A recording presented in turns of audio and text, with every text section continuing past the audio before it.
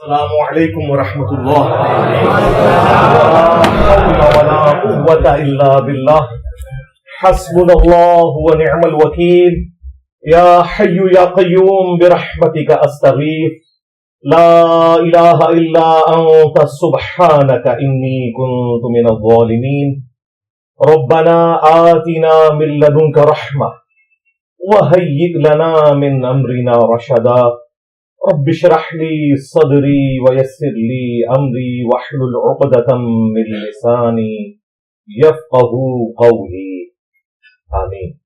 اللهم صل على محمد وعلى آل محمد واصحاب محمد وازواج محمد وامة محمد اجمعين الى يوم الدين آمين.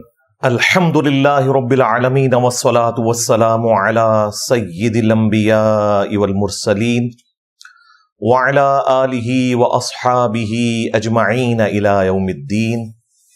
رب اشرح لی صدری ویسر لی امری واحلل عقدۃ من لسانی یفقہوا قولی.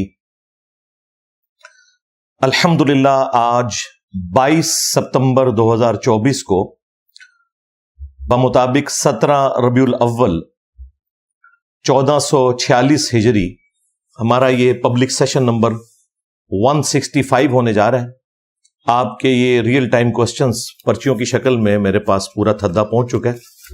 کوشش کریں گے اسے ہم کور کریں انشاءاللہ تعالی بعد میں. لیکن کچھ کرنٹ افیئرز اس دفعہ تو تقریباً 8 کے قریب کرنٹ افیئرز تھے جو ڈسکس کرنے والے ہیں. مطلب یہ کہ 10 گھنٹے کی یہ مجلس ہو جاتی. تو میں نے برین سٹارمنگ کرنے کے بعد 2 ٹاپکس فائنل کیے ہیں جو آج ہم ڈسکس کریں گے کرنٹ افیئر کے طور پر, اور بقیہ کے ٹاپکس انشاءاللہ نیکسٹ ویکس میں ڈسکس کر لیں گے.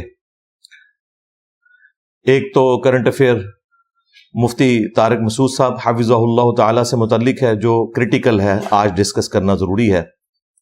دوسرا مولانا طارق جمیل صاحب حفظہ اللہ تعالی نے بال لگوا لیے ہیں اور مصیبت ہماری جان کو پڑ گئی ہے, تو میں چاہ رہا ہوں اسے بھی ڈسکس کر لوں. اس کے علاوہ کافی سارے ٹاپکس تھے. پچھلے دنوں چند بریلویوں نے مسجد نبوی شریف کی بے حرمتی کی, وہاں پہ نعرہ بازی کی, اسے بھی میں نے ٹاپک بنانا ہے, لیکن وہ انشاءاللہ نیکسٹ ویک. ویسے سبز پگڑی میں نے اسی لیے پہنی تھی, لیکن ٹھیک ہے انشاءاللہ اگلی دفعہ پھر سبز پگڑی پہن لیں گے. اور باپا جانی کے ایک فرنٹ مین ہیں ان کے جو مفتی, انہوں نے بھی میرے حوالے سے کچھ سٹیٹمنٹس دی ہیں, وہ کافی عرصے سے جمع ہوئی ہیں. اس ہفتے ایک اور سٹیٹمنٹ آئی ہے, اس کو بھی انشاءاللہ نیکسٹ ویک ڈسکس کریں گے. اور یہ جو پیجرز والا اٹیک ہوا ہے لبنان کے اوپر, مبینہ طور پر اسرائیل کی طرف اسے منسوب کیا جا رہا ہے, اس پہ بھی میں نے کریٹیکل ڈسکشن کرنی ہے, لیکن وہ بھی انشاءاللہ نیکسٹ ویک کریں گے. اس ویک تو ہماری زندگی موت کا مسئلہ یہ والا ایشو ہے, اسپیسیفکلی مفتی طارق مسعود صاحب حفظہ اللہ تعالی سے متعلق, جو دیوبندی مکتب سے تعلق رکھتے ہیں. ہمارا ان سے علمی اختلاف اپنی جگہ, لیکن اس وقت حقیقت بات ہے کہ ان کی لائف رسک کے اوپر ہے, اور وہ دہشت گرد قسم کے مولوی جن کا کام ہی یہ ہے کہ توہین مذہب کی آڑ میں لوگوں کو ایکسٹرا جوڈیشل طریقے سے قتل کر دیا جائے. اس ویک میں آپ 2 بڑے واقعے پچھلے 2 ویکس کے اندر آبزرو کر چکے ہیں. ایک کوئٹہ کے اندر ایک پولیس والے نے نمک حرامی کی اپنی ڈیوٹی کے ساتھ, اور جس شخص پر الزام تھا وہ الزام ثابت ہونے سے پہلے, جو کہ جوڈیشری کا کام تھا, اسے قتل کر دیا. اور ابھی تو خبریں سننے کو آئی ہیں کہ جرگے کے ذریعے اپنی معافی بھی کروا لی ہے اس نے. اور یہ تو کوئٹہ کا واقعہ تھا بلوچستان میں. سندھ میں بھی ایک واقعہ عمر کوٹ میں رپورٹ ہوا, جہاں 18 گریڈ کے ایک آفیسر تھے ڈاکٹر, جن کا فیس بک کچھ عرصے سے ہیک ہوا تھا, جس پہ کچھ گستاخانہ قسم کی پوسٹ لگی. اس بیچارے نے خود کہا کہ بھائی یہ میری پوسٹ نہیں ہے، لیکن اس کے باوجود اسے مبینہ پولیس مقابلے میں قتل کر کے اس کی لاش کو بھی آگ لگا دی گئی. وہ آپ کے سامنے ہے. انشاءاللہ میں نیکسٹ ویک کوشش کروں گا اسے بھی ٹاپک بناؤں. اس پورے سینیریو کے اندر مفتی طارق مسعود صاحب کے اوپر الزام لگنا یہ سیدھا سیدھا ان کے قتل کا فتویٰ جاری ہونے کے مترادف ہے. اور آپ کو پتہ ہے یہ جو چشتی رسول اللہ پارٹی ہے TLP والے, جن کے دھرنے صرف قادیانیوں کے خلاف ہیں, چشتی رسول اللہ والی کتابیں وہیں سے پرنٹ ہوتی ہیں جہاں سے وہ لاہور سے دھرنا لے کے نکلتے ہیں, لیکن کبھی ان کی دکانوں کے باہر آپ کو یہ دھرنا دیتے ہوئے نظر نہیں آئیں گے, کیونکہ یہ ان کے گھر کی بات ہے. تو یہ جو چشتی رسول اللہ پارٹی ہے TLP والے, انہیں ایک اچھا موقع مل گیا دیوبندیوں سے اپنا پرانا غصہ اتارنے کا, اور انہوں نے ٹویٹر کے اوپر بھی ٹرینڈ چلانا شروع کر دیا اور مختلف پوسٹیں بھی لگائیں, مختلف علماء نے بھی تقریریں ریکارڈ کی. اب وہ خطرناک بات بھی آپ یاد رکھیے گا کہ ان کے نزدیک تو توبہ قبول ہی نہیں ہے جب تک کہ بندے کو مار نہ دیا جائے. تو یہ توبہ یا رجوع ریکارڈ کروانا یہ ان مسلمانوں کے لیے جو قرآن و سنت کے ماننے والے ہیں. جو بابوں کے ماننے والے ہیں وہ تو اپنے مولویوں کے اور بابوں کے پیچھے چلتے ہیں, سیدھی سی بات ہے. اس لیے میں تو مفتی طارق مسعود صاحب کو یہ مشورہ دوں گا, آج کل وہ کسی فورن ٹور پہ ہیں, غالباً کینیڈا گئے ہیں, تو کچھ عرصہ وہیں رہیں, سیدھی سی بات ہے. اس کی وجہ یہ ہے کہ جنید جمشید صاحب نے کچھ بھی نہیں کیا تھا, ان کی زندگی انہوں نے اجیرن بنا دی تھی. ایئرپورٹ کے اوپر بھی ان پر اٹیک ہوا, وہ تو اللہ تعالیٰ نے انہیں اٹھا لیا, ادروائز انہیں بھی شہید کر دینا تھا. طارق مسعود صاحب کا جو جرم ہے وہ ان سے بہت بڑا ہے, اور اس میں کوئی شک نہیں ہے کہ ان سے گستاخی ہوئی ہے. ہمارا موقف یہ ہے کہ انجانے میں ہوئی, سبقت لسانی ہے, سلپ آف ٹنگ ہے, اور جب ان کی توجہ دلائی گئی تو انہوں نے معذرت بھی ریکارڈ کروا دی. اس میں انہوں نے کہا میں رجوع کرتا ہوں, اگرچہ وہ رجوع ہمارے علماء کو ایکسیپٹیبل نہیں ہے, کیونکہ ان کا موقف یہ ہے کہ غیر مشروط معافی مانگنی چاہیے, اگر مگر کے ذریعے نہیں. تو میرے خیال ہے مفتی صاحب کو اس قسم کی بھی ایک معافی ویڈیو میں ریکارڈ کروا دینی چاہیے, ادروائز انہوں نے پیچھے نہیں ہٹنا.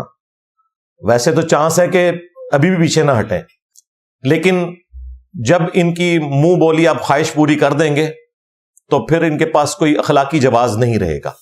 بہرحال اب پوری زندگی ان کی اس اعتبار سے تو ونریبل ہے, کیونکہ جو لوگ دہشت گرد مولویوں کے تربیت یافتہ ہیں وہ تو ان کی طاق میں رہیں گے, کیونکہ انہوں نے جنت میں پہنچنے کے لیے آسان ذریعہ اسی کو بنانا ہے, اور کوئی نیکی کا کام انہوں نے کیا یا نہیں کیا, اپنے زوم میں انہوں نے یہ نیکی کا کام کر کے جنت کمانی ہے. تو طارق مسعود صاحب کے لیے میری ریکویسٹ یہی ہے کہ ایک تو 2-3 مہینے کے لیے بھی جہاں ہیں دوسرے ملک میں وہیں رہیں. نمبر 2, غیر مشروط معافی کی ایک ویڈیو اپلوڈ کریں, کیونکہ ان کے اپنے مکتب فکر کے بھی بڑے بڑے علماء انہیں کنڈیم کر رہے ہیں, اتنے سخت انداز میں نہیں, لیکن بہرحال انہوں نے یہ مانا ہے کہ یہ گستاخی ہوئی ہے. رہے بریلوی حضرات تو وہ تو موقع کی تلاش میں تھے, اور میں پرسنلی کافی زیادہ فکر مند ہوں اس حوالے سے. اس لیے آپ دیکھیں کہ جیسے ہی ان کی رجوع کی ویڈیو آئی, سب سے پہلے میں نے اس کے نیچے کامنٹس کیے, اسے اپنے آفیشیل پیج سے شیئر کروایا کہ کہیں شیطان ہمارے اسٹوڈنٹس میں سے کسی کو بہکا نہ دے اور وہ کسی ایسے ٹرینڈ کا حصہ بن جائیں جس میں ایک مسلمان کی لائف ونریبل کر دی جائے.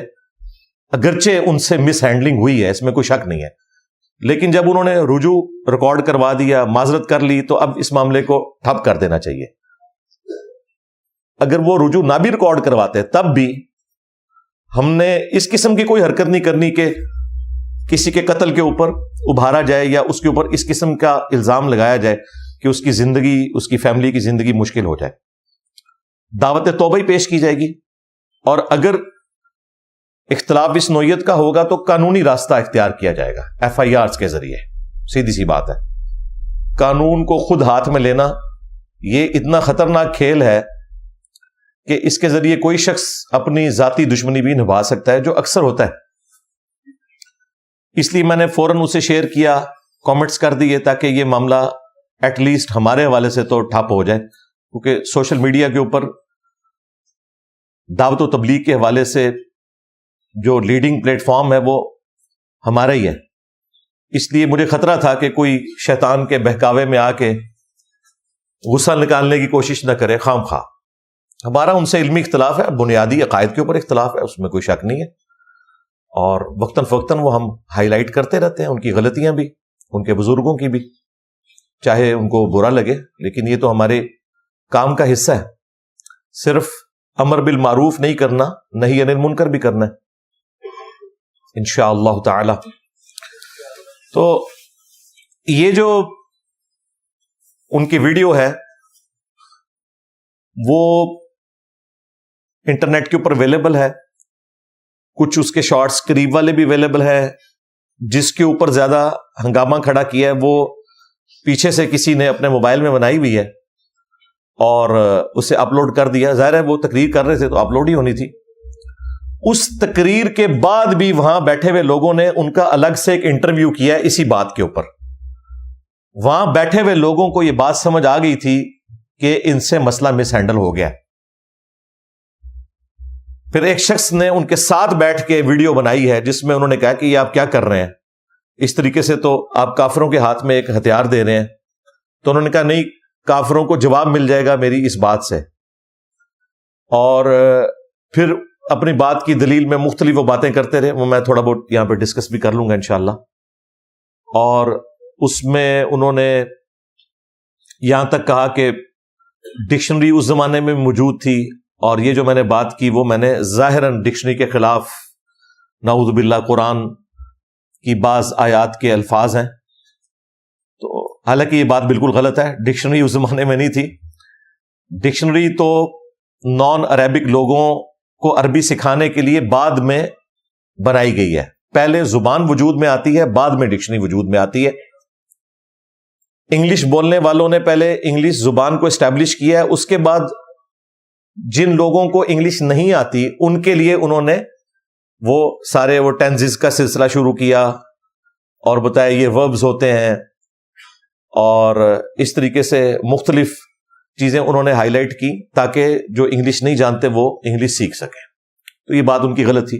وہ ویڈیوز اویلیبل ہیں، وہ آپ دیکھ سکتے ہیں. تو 3 گستاخیوں کا الزام طارق مسعود صاحب کے اوپر لگا ہے. اب چونکہ یہ لگا ہے ہمارے نزدیک تو ان کا رجوع کر لینا کافی ہے، لیکن چونکہ ایک کریٹیکل ایشو پبلکلی سامنے آیا ہے، ایٹ لیسٹ ان لوگوں کو ایڈریس کرنے کے لیے جو ان چیزوں سے متاثر ہوئے ہیں یا متنفر ہوئے ہیں، انہیں ریئل پکچر قرآن و سنت کی روشنی میں پتہ چل جائے. پہلا الزام ان کے اوپر علماء کی طرف سے یہ ہے کہ انہوں نے قرآن حکیم کے حوالے سے جو یہ سٹیٹمنٹ دی کہ اس میں گرامر کے پوائنٹ آف ویو سے بظاہر ایرر موجود ہے، غلطی موجود ہے. یہ بالکل جھوٹی بات ہے. کسی گرامر کے رول سے کوئی قرآن پاک میں غلطی موجود نہیں ہے. وہ انشاءاللہ میں اسے بریف کر دوں گا. دوسرا انہوں نے الزام جو لگایا کاتبین وحی کے حوالے سے، وہ صحابہ کرام علیہم رضوان پر تو کم الزام لگتا ہے، رسول اللہ صلی اللہ علیہ وآلہ وسلم کی مبارک ذات پر اور سب سے بڑھ کر اللہ تعالیٰ کی ذات پر وہ الزام چلا جاتا ہے، کیونکہ اللہ تعالیٰ نے اس کتاب کی حفاظت کی ذمہ داری لی ہوئی ہے. انا نحن نزلنا الذکر وانا لہ لحافظون، بے شک اس الذکر یعنی یاد دہانی کو ہم نے نازل کیا اور ہم ہی اس کی حفاظت کرنے والے ہیں. تو نہ صرف یہ صحابہ کرام جو کاتبین وحی تھے ان کی توہین ہے، بلکہ خود رسول اللہ صلی اللہ علیہ وآلہ وسلم کی بھی توہین ہے، کیونکہ ان کے استاد تو وہ تھے، وہ لکھوا رہے تھے وحی. اور سب سے بڑھ کر اللہ تعالیٰ کی بھی توہین ہے، نعوذ باللہ من ذالک. اور تیسرا جو الزام ان پر لگا وہ نبی صلی اللہ علیہ وآلہ وسلم کا ایک نام مبارک، آپ کی صفت امی ہونا، نبی امی، اس کے حوالے سے جو باتیں انہوں نے کی وہ 80% درست تھیں، لیکن 80% درست کے ساتھ جو 20% انہوں نے غلط ملا دیا، اس کی وجہ سے وہ سارا مقدمہ ہی ان کا ختم ہو گیا. اور اس میں جو انہوں نے جاپان کے ڈاکٹرز یا دوسرے پڑھے لکھے لوگوں کے ساتھ جو نبی الاسلام کا کمپیریزن کرتے ہوئے جو لینگویج یوز کی ہے، وہ صراحتاً اس میں کوئی شک نہیں کہ گستاخی کے اوپر مبنی ہے. اس بات کو بہتر انداز میں کیا جا سکتا ہے اور صحیح بات بتائی جا سکتی ہے، وہ انشاءاللہ میں کوشش کروں گا کہ آپ تک کنوے کروں. ویسے میں نے مختلف ویڈیوز میں آلریڈی یہ سارے ٹاپکس ڈسکس کیے ہوئے ہیں. کچھ عرصہ پہلے آپ کو پتا ہے آسٹریلیا میں ایک کرسچن بشپ جو آرتھوڈاکس اسکول آف تھاٹ سے تعلق رکھتے تھے، انہوں نے قرآن حکیم کے حوالے سے اور پیغمبر اسلام صلی اللہ علیہ وآلہ وسلم کے حوالے سے 5 اعتراضات کیے تھے. اس کے جواب میں میں نے قرآن و سنت سے دلائل رکھے تھے، اور اولڈ ٹیسٹیمنٹ اور نیو ٹیسٹیمنٹ یعنی تورات اور انجیل اور جو صحائف ہیں ان سے بھی آلموسٹ کوئی 17-18 میں نے ریفرنسز بائبل سے پیش کیے تھے.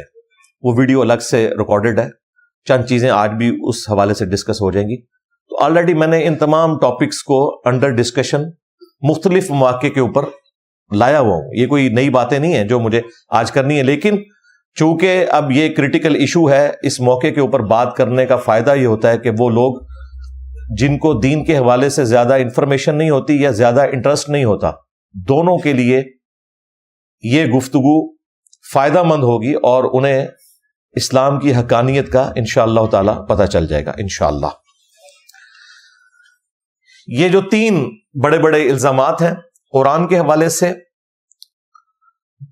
اس کی جو عربی لنگوسٹک ہے، اور دوسرا کاتبین وحی کے اعتبار سے کہ قرآن جو مصحف لکھا گیا، اور تیسرا رسول اللہ صلی اللہ علیہ وآلہ وسلم کے امی ہونے کے حوالے سے. یہ جو 3 الزامات ہیں ان پر میں 3 علمی پوائنٹس کی شکل میں انشاءاللہ ایک ایک کو ڈسکس کروں گا. لیکن میں پھر یہ ریپیٹ کر دوں کہ مفتی طارق مسعود صاحب نے چونکہ اس کے اوپر معذرت کر لی ہے اور رجوع بھی ریکارڈ کروا دیا ہے، اگرچہ اس میں ایک کمزوری ہے علماء کے اعتبار سے کہ غیر مشروط معافی وہ مانگے، میرا خیال ہے وہ مانگ لیں گے. لہٰذا وہ چیپٹر مفتی صاحب کے حوالے سے تو کلوز ہے، چونکہ ویڈیو تو اب قیامت تک رہنی ہے یوٹیوب کے اوپر اور مختلف جگہوں پر، اور وہ ملحدین کے ہتھے بھی چڑھے گی، اسلام دشمنوں کے ہتھے بھی چڑھے گی، اور وہ اسے دلیل بنا کے پیش کریں گے. تو اب میری ذمہ داری ہے کہ میں صحیح بات آپ لوگوں کے سامنے رکھوں.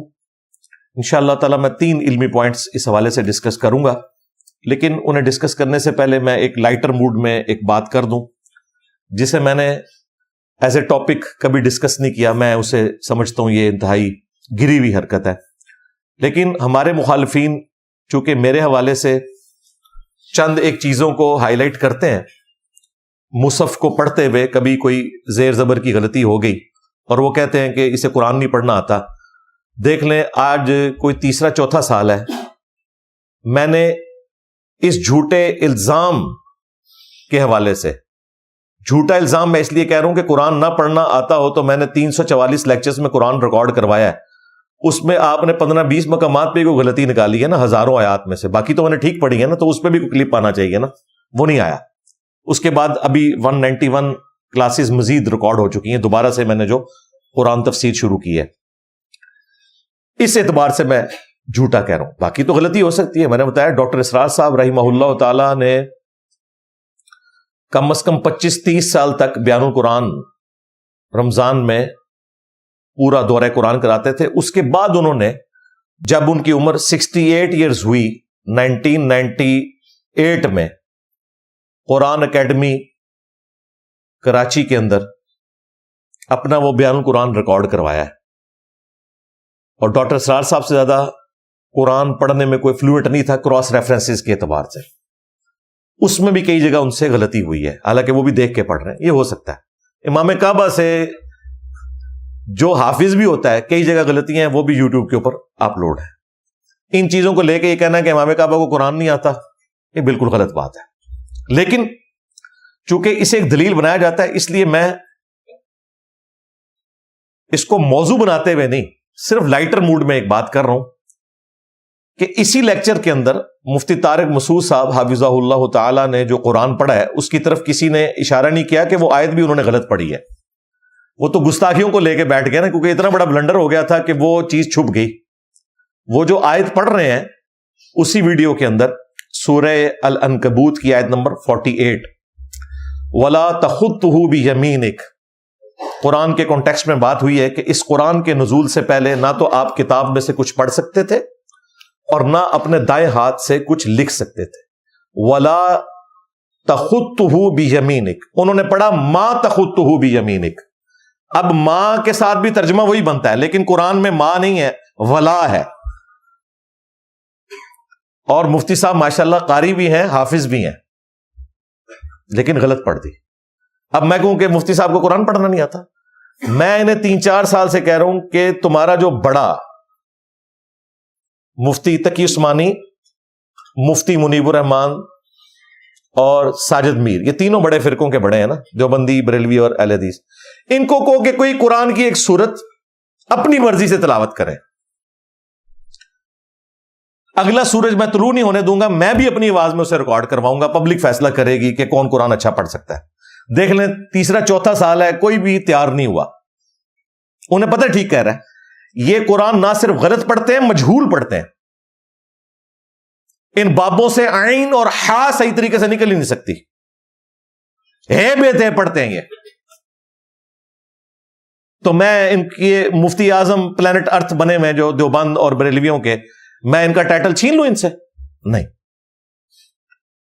پھر دیکھیں تمام فرقوں نے اپنا مشترکہ مفتی لانچ کیا منیب الرحمان صاحب کو, چونکہ بریلوی مکتب زیادہ ہے. پچھلے دنوں جو ختم نبوت کا ایشو ہوا تھا, سپریم کورٹ کا فیصلہ, اس میں انہوں نے کم از کم 20 منٹ لگا کے پہلے تو 100 علماء کے کو نام لیے ہیں کہ فلاں فلاں فلاں کی جانب سے میں ریپریزنٹیٹو. اس میں دیوبندی بھی شامل ہیں, اس میں اہل حدیث بھی شامل ہیں, اور بریلویوں کے علماء بھی شامل ہیں. اور ان کا میں مشترکہ ان کی طرف سے پریس کانفرنس کر رہا ہوں. اور کون کر رہا ہے؟ مفتی اعظم پاکستان بریلویوں کے مفتی منیب الرحمان صاحب, جو 20 سال تک رؤیت ہلال کمیٹی کے چیئرمین رہے ہیں. اور وہ اعلامیہ جو پڑھ رہے ہیں وہ دیکھ کے پڑھ رہے ہیں, ٹھیک ہے. اور اس اعلامیے کے اندر انہوں نے جب آیت پڑھی, اب میری تو نیت نہیں تھی, ویسے تو میں اگر بیٹھوں تو میں ان کی ساری غلطیاں ان کے لیکچرز میں سے نکال سکتا ہوں. میرے پاس اتنا فالتو ٹائم نہیں ہے کہ ان کی میں جو ہے وہ گپیں اور کہانیاں سنوں. وہ بائی چانس چونکہ کریٹیکل ایشو تھا تو میں وہ پریس کانفرنس دیکھ رہا تھا. اس میں انہوں نے سورہ یونس کی جو 99 نمبر آیت ہے دیکھ کے غلط پڑھی. افانت تکرہ الناس حتی یکونوا مؤمنین, کیا نبی آپ لوگوں کو مجبور کریں گے یہاں تک کہ وہ ایمان لے کر آ جائیں؟ آپ کا کام صرف دعوت دینا ہے. اس کو انہوں نے پڑھ دیا یکونوا مؤمنون, حالانکہ جو عربی لنگوسٹک بیسک بھی جانتا ہے نا, وہ یکونو کے بعد مؤمنون پڑھ ہی نہیں سکتا, اس کے بعد آتا ہی مؤمنین ہے. اور مفتی صاحب کو اگر عربی آتی ہے تو یہ وہ پڑھ ہی نہیں سکتے تھے, ایون غلط بھی لکھا ہوتا. لکھا ٹھیک ہوا تھا, پڑھا انہوں نے غلط. پھر اس کے بعد خسر پسر شروع ہو گئی. پھر ایک نے ان کے کان میں کہا کہ حضرت غلط پڑھ چڑی جائے, انجینئر صاحب بنا لین گے جکلیف. پھر انہوں نے ٹھیک کیا. میں نے اسے ٹاپک نہیں بنایا. پھر مفتی تقی عثمانی صاحب, انہوں نے فلسطین کانفرنس میں سورہ التوبہ کی آیت نمبر 24, مشہور آیت, قل ان کان آباؤکم وابناؤکم, 4 غلطیاں کی ہیں ایک آیت میں. 3 جگہ پہ تو الفاظ ہی کھا دیے بیچ میں سے, اور 4تھی جگہ تو جا کے بھول گئے, پیچھے سے لقمہ دیا وہ بھی غلط پڑھ دیا انہوں نے. لقمہ ٹھیک تھا, لقمہ بھی نہیں لے سکے. یعنی ان کے مفتی اعظم کا یہ حال ہے کہ اسے لقمہ دیا جائے نا, وہ بھی صحیح طریقے سے نہیں لے سکتا. لقمہ دیا ہوا بھی اس نے غلط پڑھ دیا. وَجِہَادٍ فِي سَبِيلِ اللَّهِ, فی سبیل ہی تھا, فی سبیل اللہ پڑھ دیا. لقمہ ٹھیک دیا تھا اس نے قاری نے پیچھے سے, لیکن وہی اوور کانفیڈنٹ ہیں یہ لوگ. لیکن ہم نے نہیں کہا کہ اسے قرآن نہیں پڑھنا آتا. مولانا فضل الرحمان صاحب, لاکھوں علماء ان کے ہاتھ پہ بیعت ہیں, انہوں نے تو اپنی آیت ہی بنا دی, وہ پشتوں میں ان کی اپلوڈ ہے.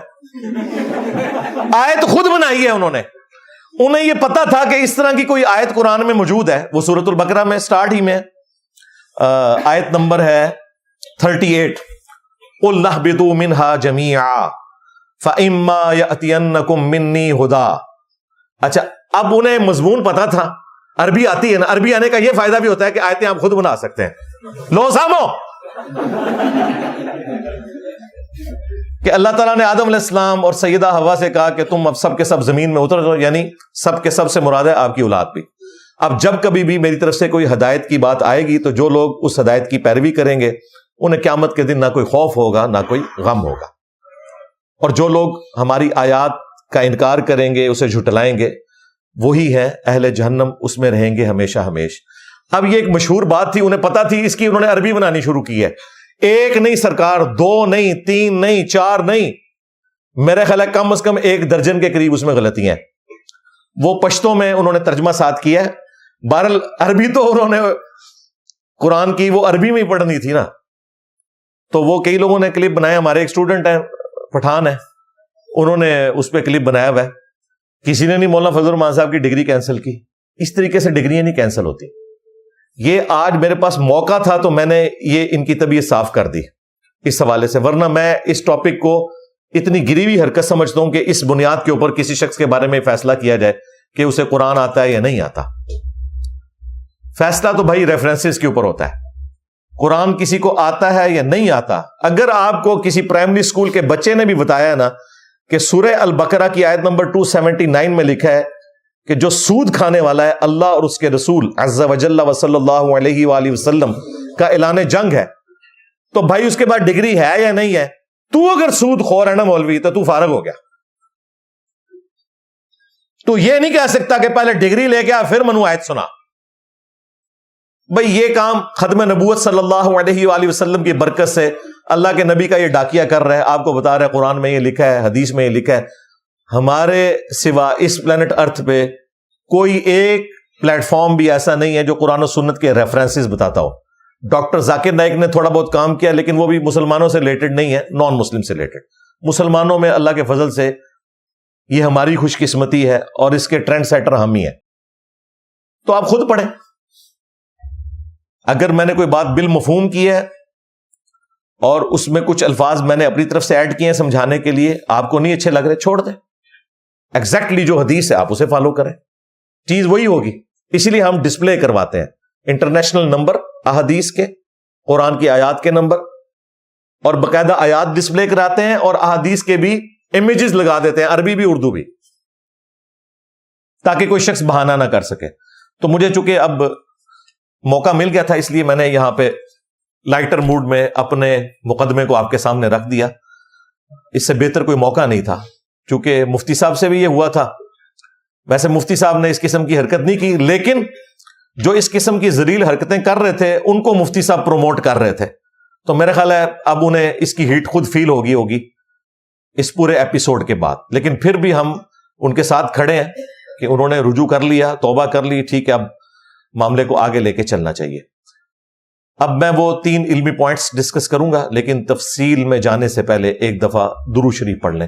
اللہم صلی علی محمد وعلی آل محمد واصحاب محمد وازواج محمد وامت محمد اجمعین الی یوم الدین, آمین. اب انشاءاللہ تعالی ہم 3 علمی پوائنٹس ڈسکس کریں گے. علمی پوائنٹ نمبر 1 وہ سورۃ العلق کی آیت نمبر 15 کے حوالے سے, کَلَّا لَئِن لَّمْ يَنْتَهِ لَنَسْفَعًا بِالنَّاصِيَةِ, اسپیسیفکلی یہ ابو جہل سے متعلق ہے جو رسول اللہ صلی اللہ علیہ وآلہ وسلم کو تکلیف دیا کرتا تھا. تو اللہ تعالیٰ نے کہا کہ اگر یہ اپنی حرکتوں سے باز نہیں آئے گا تو ہم اسے پیشانی کے بالوں سے پکڑیں گے, اور اس کے لیے باقی وعیدیں آئیں اس میں. تو اس میں یہ جو ورڈ ہے لنسفعن, بیسیکلی یہ لنسفعن ہے, لیکن وہ میم کی آواز اس لیے آ رہی ہے کہ اس کے بعد با آ رہا ہے, اور تنوین کے بعد جب با آتی ہے تو وہ میم سے بدل جاتی ہے. اقلاب یہ بنیادی قاعدہ ہے, جو لوگ قرات جانتے ہیں انہیں پتہ ہے. جس طرح انبیاء لفظ تو ہوتا ہے انبیاء, لیکن ہم اسے انبیاء پڑھتے ہیں اقلاب کی وجہ سے. تو اس کے بارے میں مفتی صاحب نے جوش خطابت میں کہا کہ 100% یہ ڈکشنری کے اعتبار سے غلط ورڈ ہے لکھنے میں. یہ لکھنے میں ہونا چاہیے لنصفعن عین اور نون کے ساتھ، لیکن قرآن میں لکھا ہوا ہے عین اور ساتھ الف اور اوپر 2 زبر. پڑھنے میں تو ایک جیسی آواز ہوگی. تنوین ہو یا نون خفیفہ ہو، اسے نون خفیفہ کہتے ہیں، اس کی آواز ایک ہی نکلتی ہے. آپ جیم کے نیچے 2 زیریں ڈالیں، اسے بھی آپ جن پڑھتے ہیں، اور جیم اور نون ملا کے اس پہ جزم ڈال دیں اور جیم کے نیچے زیر، اسے بھی جن نہیں پڑھیں گے. یہاں بھی مفتی صاحب یہ کہہ رہے تھے کہ عربی ڈکشنری کے مطابق اسے لنصفعن میں نون کے ساتھ، نون خفیفہ کے ساتھ اسے لکھا جانا چاہیے. یہ نون کے ساتھ الف ملا کے 2 زبر جو رکھی گئی ہیں، یہ لکھنے میں غلط ہے، پڑھنے میں درست ہے. ڈکشنری کے پوائنٹ آف ویو سے یہ بات کر رہے تھے. حالانکہ قرآن حکیم پر جو چند ایک اعتراضات ہوئے عربی لنگوسٹک کے پوائنٹ آف ویو سے، انہی علماء کو درس نظامی میں وہ چند چیزیں کور کروائی جاتی ہیں ایگزامپلس کے طور پر. ان میں یہ سب سے مشہور ایگزامپل ہے، اور مفتی صاحب کو یہ پتا ہے کہ ایگزامپل دی جاتی ہے اور اس کا جواب بھی ان کو پتا تھا. اس کے باوجود بس وہ جوش خطابت میں وہاں یہ بات کر گئے کہ یہ کاتب نے لکھ دی. کر رہے وہ نیک نیتی کے ساتھ تھے، اس اعتبار سے کہ انہوں نے کہا کہ قرآن حکیم اتنا محفوظ ہے کہ اگر کاتب نے غلط بھی لکھ دیا تو وہ آج تک غلطی اس طریقے سے چلتی آ رہی ہے، اس کو بھی تبدیل کرنے کی اجازت نہیں ہے، تو قرآن تبدیل کیسے ہو سکتا ہے؟ اب یہ وہی حرکت ہے جو قاسم نانوتوی نے کی تھی کہ اس نے ختم نبوت کا دفاع کرتے کرتے کہا کہ بالفرض رسول اللہ کے بعد بھی کوئی نبی آ جائے تو ختم نبوت میں فرق نہیں آئے گا. اور یہ بدبخت انسان، ختم نبوت کی ڈیفینیشن ہی یہ ہے کہ رسول اللہ کے بعد کوئی نبی نہیں آئے گا. ہاں، فرق کیوں نہیں آئے گا؟ تو اس طرح بعض اوقات انسان ایکسپلین کرتے ہوئے کوئی ایسی ایگزامپل دے دیتا ہے جس سے اوور آل ایک چیز مجروح ہو جاتی ہے. ہاں، اگر وہ یہ کہتے ہیں کہ کافر یہ کہتے ہیں کہ قرآن حکیم میں یہ ڈکشنری کی غلطی ہے، تو بات ٹھیک ہونی تھی. انہوں نے اپنے ریفرنس سے بیان کیا اور انہوں نے کہا کہ 100%، اور یہ جملہ انہوں نے 2 مختلف مواقع پہ اسی ویڈیو میں ریپیٹ کیا ہے. 100% انہوں نے کہا ڈکشنری کے اعتبار سے غلط ہے. 100% ڈکشنری کے اعتبار سے کیسے غلط ہے؟ ڈکشنری تو بعد میں بنی ہے، قرآن پہلے سے ہے. ان کا جو اس پروگرام کے بعد بھی ایک چھوٹا سا انٹرویو ہوا، اس میں ایک بندے نے یہ بات انہیں بتائی کہ ڈکشنری تو بعد میں بنی ہے، تو انہوں نے کہا نہیں، اس زمانے میں بھی ڈکشنری موجود تھی. بھائی ایسا نہیں ہے. ڈکشنری زبان کے بعد وجود میں آئی، اس لیے جب دوسرے لوگوں کا انٹریکشن شروع ہوا، پھر انسانیت نے یہ لرن کیا کہ اگر اپنی زبان کو دوسرے لوگوں تک پہنچانا ہے تو اس کے لیے کچھ قواعد بنائے جائیں. اور وہ قواعد بنا کر زبان نہیں تھی، زبان پہلے سے موجود تھی. عربی زبان کے اندر انسان کے جسم کے جو اعضاء ہیں نا، جو اس سنگل ہے وہ مذکر ہے.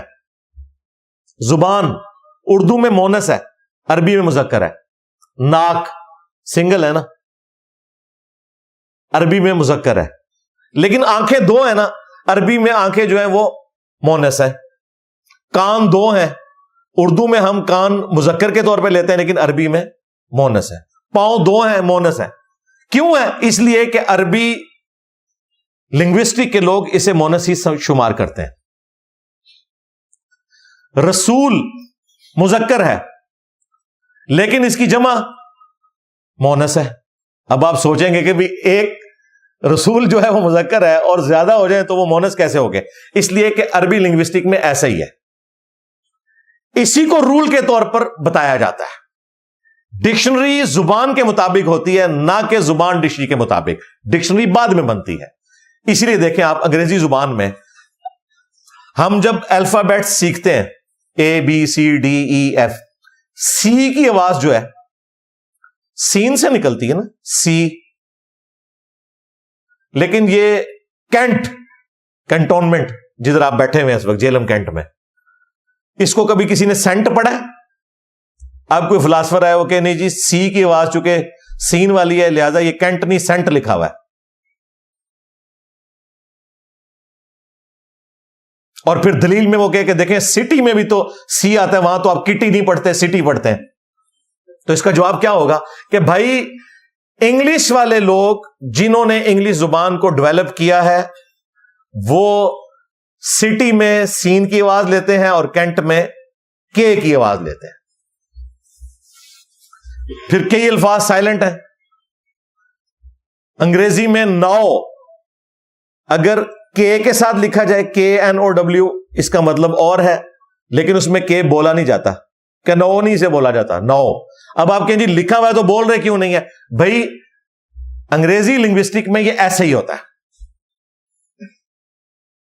اس طرح قرآن حکیم کو یہ امتیاز حاصل ہے اس حوالے سے کہ اللہ تعالیٰ نے اسے عربی زبان میں نازل کیا اور عربی زبان قرآن کی برکت سے فریز ہو گئی. آج بھی وہی پریپوزیشنز یوز ہو رہی ہیں عربی کی جو نبی علیہ السلام کے زمانے میں تھی. ویسے آلموسٹ کوئی 70-80 سال کے بعد زبان چینج ہونا شروع ہو جاتی ہے. آپ فضائل مال پڑھیں نا، آوے گا جاوے گا، ہم تو کہتے ہیں آئے گا جائے گا، لیکن آج سے 60-70 سال پہلے اسی طریقے سے اردو بولی جاتی تھی. اعلی حضرت نے قوم کا لفظ جہاں پہ بھی آیا قرآن میں اس کا ترجمہ کیا ہے، ہم نے مشرکین عرب سے پہلے کئی سنگتیں ہلاک کر دی. وہ جو سنگتیں ہلاک کی وہ قومیں ہلاک کی، وہ سنگت. لیکن اب سنگت لفظ اردو میں بہت کم لوگ استعمال کرتے ہیں. پنجابی میں ہم پھر بھی کر لیتے ہیں، یہ میرا سنگی ہے، حالانکہ لفظ اردو کا تھا. پنجابی میں تو ہر چیز ہی فٹ ہو جاتی ہے نا آ کے. انگریزی ہو، یہ عورتیں نہیں، آپ وہ پیڑی نے منو بلیم دیتا، اب بلیم انگریزی کا لفظ ہے، الزام دیا. ہاں بول رہی ہوتی ہیں لیکن انہیں پتا نہیں ہے بلیم انگریزی کا لفظ ہے. اچھا میں نے کئی اور الفاظ بھی غور کیے، مجھے لگتا ہے یہ انگریزی سے آئے ہیں. مثلا ہم کہتے ہیں نا فلاں بٹر گیا، جو بندہ ذرا روٹین سے ہٹ جائے ہم کہتے ہیں غصہ اس کا قابو نہ آ رہا ہو، ہم کہتے ہیں بٹر گیا. یہ بٹر انگریزی کا بھی لفظ ہے نا.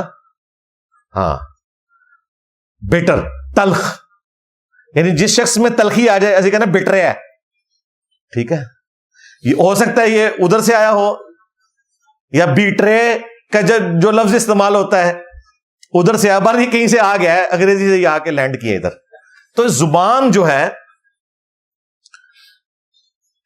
وہ اہل زبان بتاتے ہیں کہ یہ زبان کیسے ہے. عربی زبان میں قرآن نازل ہوا اور اس کے بعد اس کی جب ڈکشنری بنی تو وہ قرآن کو ایز اے ٹیکسٹ بک آج بھی بہترین ایک آپ سمجھ لیں ادب کی کتاب مانا جاتا ہے ان لوگوں کے ہاں بھی جو مسلمان نہیں بھی ہیں. اس وقت بھی آلموسٹ کوئی 1.5 کروڑ کرسچنز ایسے ہیں جن کی بائی برتھ لینگویج عربک ہے، لیکن ہے وہ کرسچن ہے.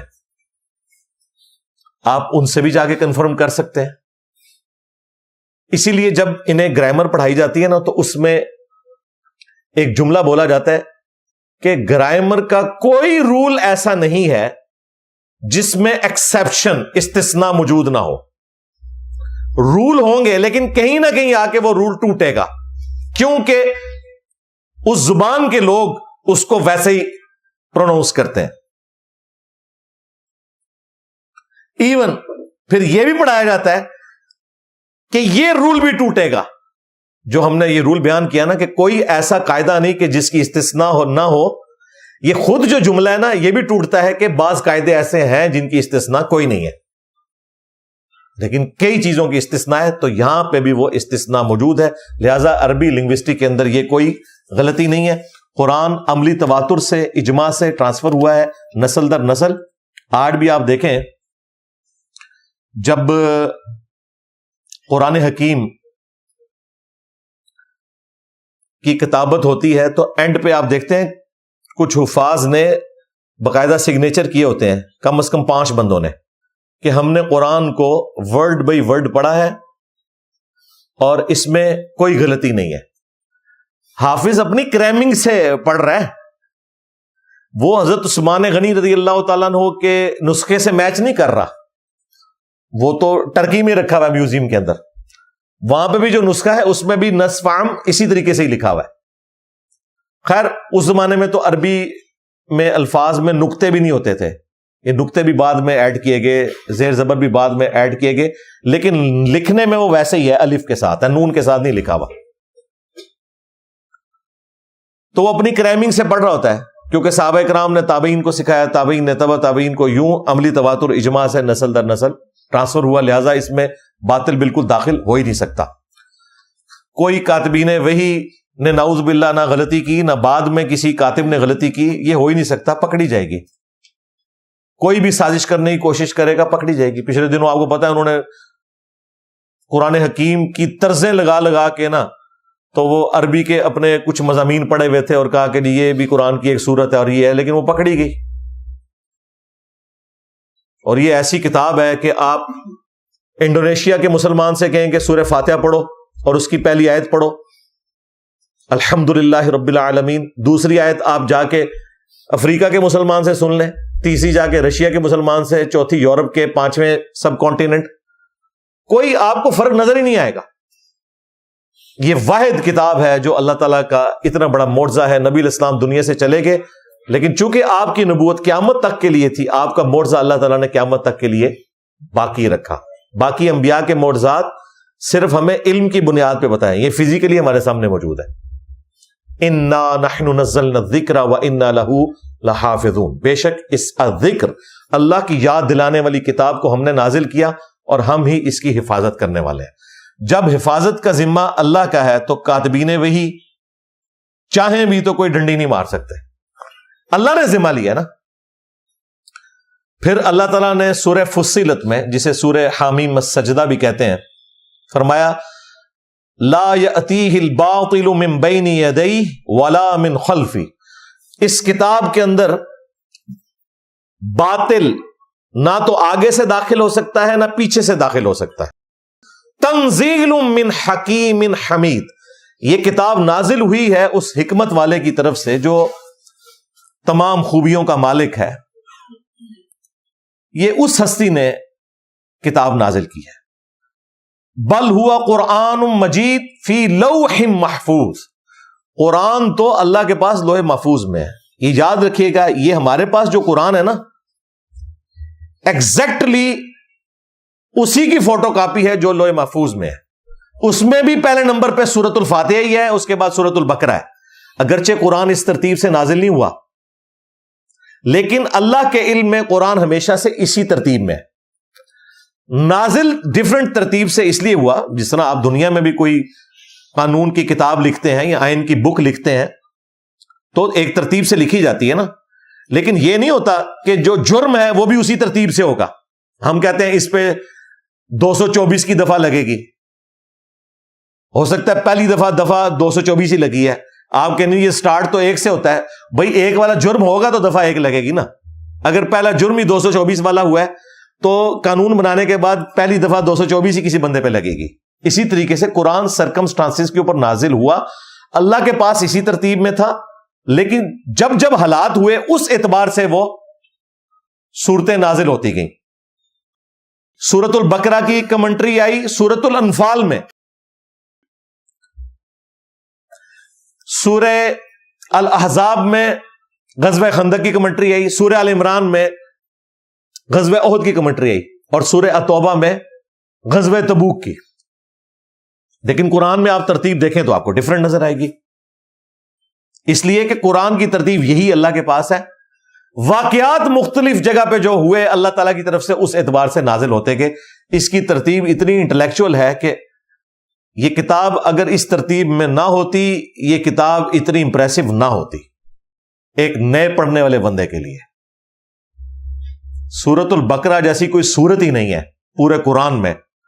سورۃ البقرہ کا رائٹ تھا کہ وہ قرآن میں پہلے نمبر پہ آتی. سورہ فاتحہ تو مقدمہ ہے نا، وہ ہم گنتی میں ضرور گنتے ہیں، لیکن وہ تو پورے قرآن کا مقدمہ ہے.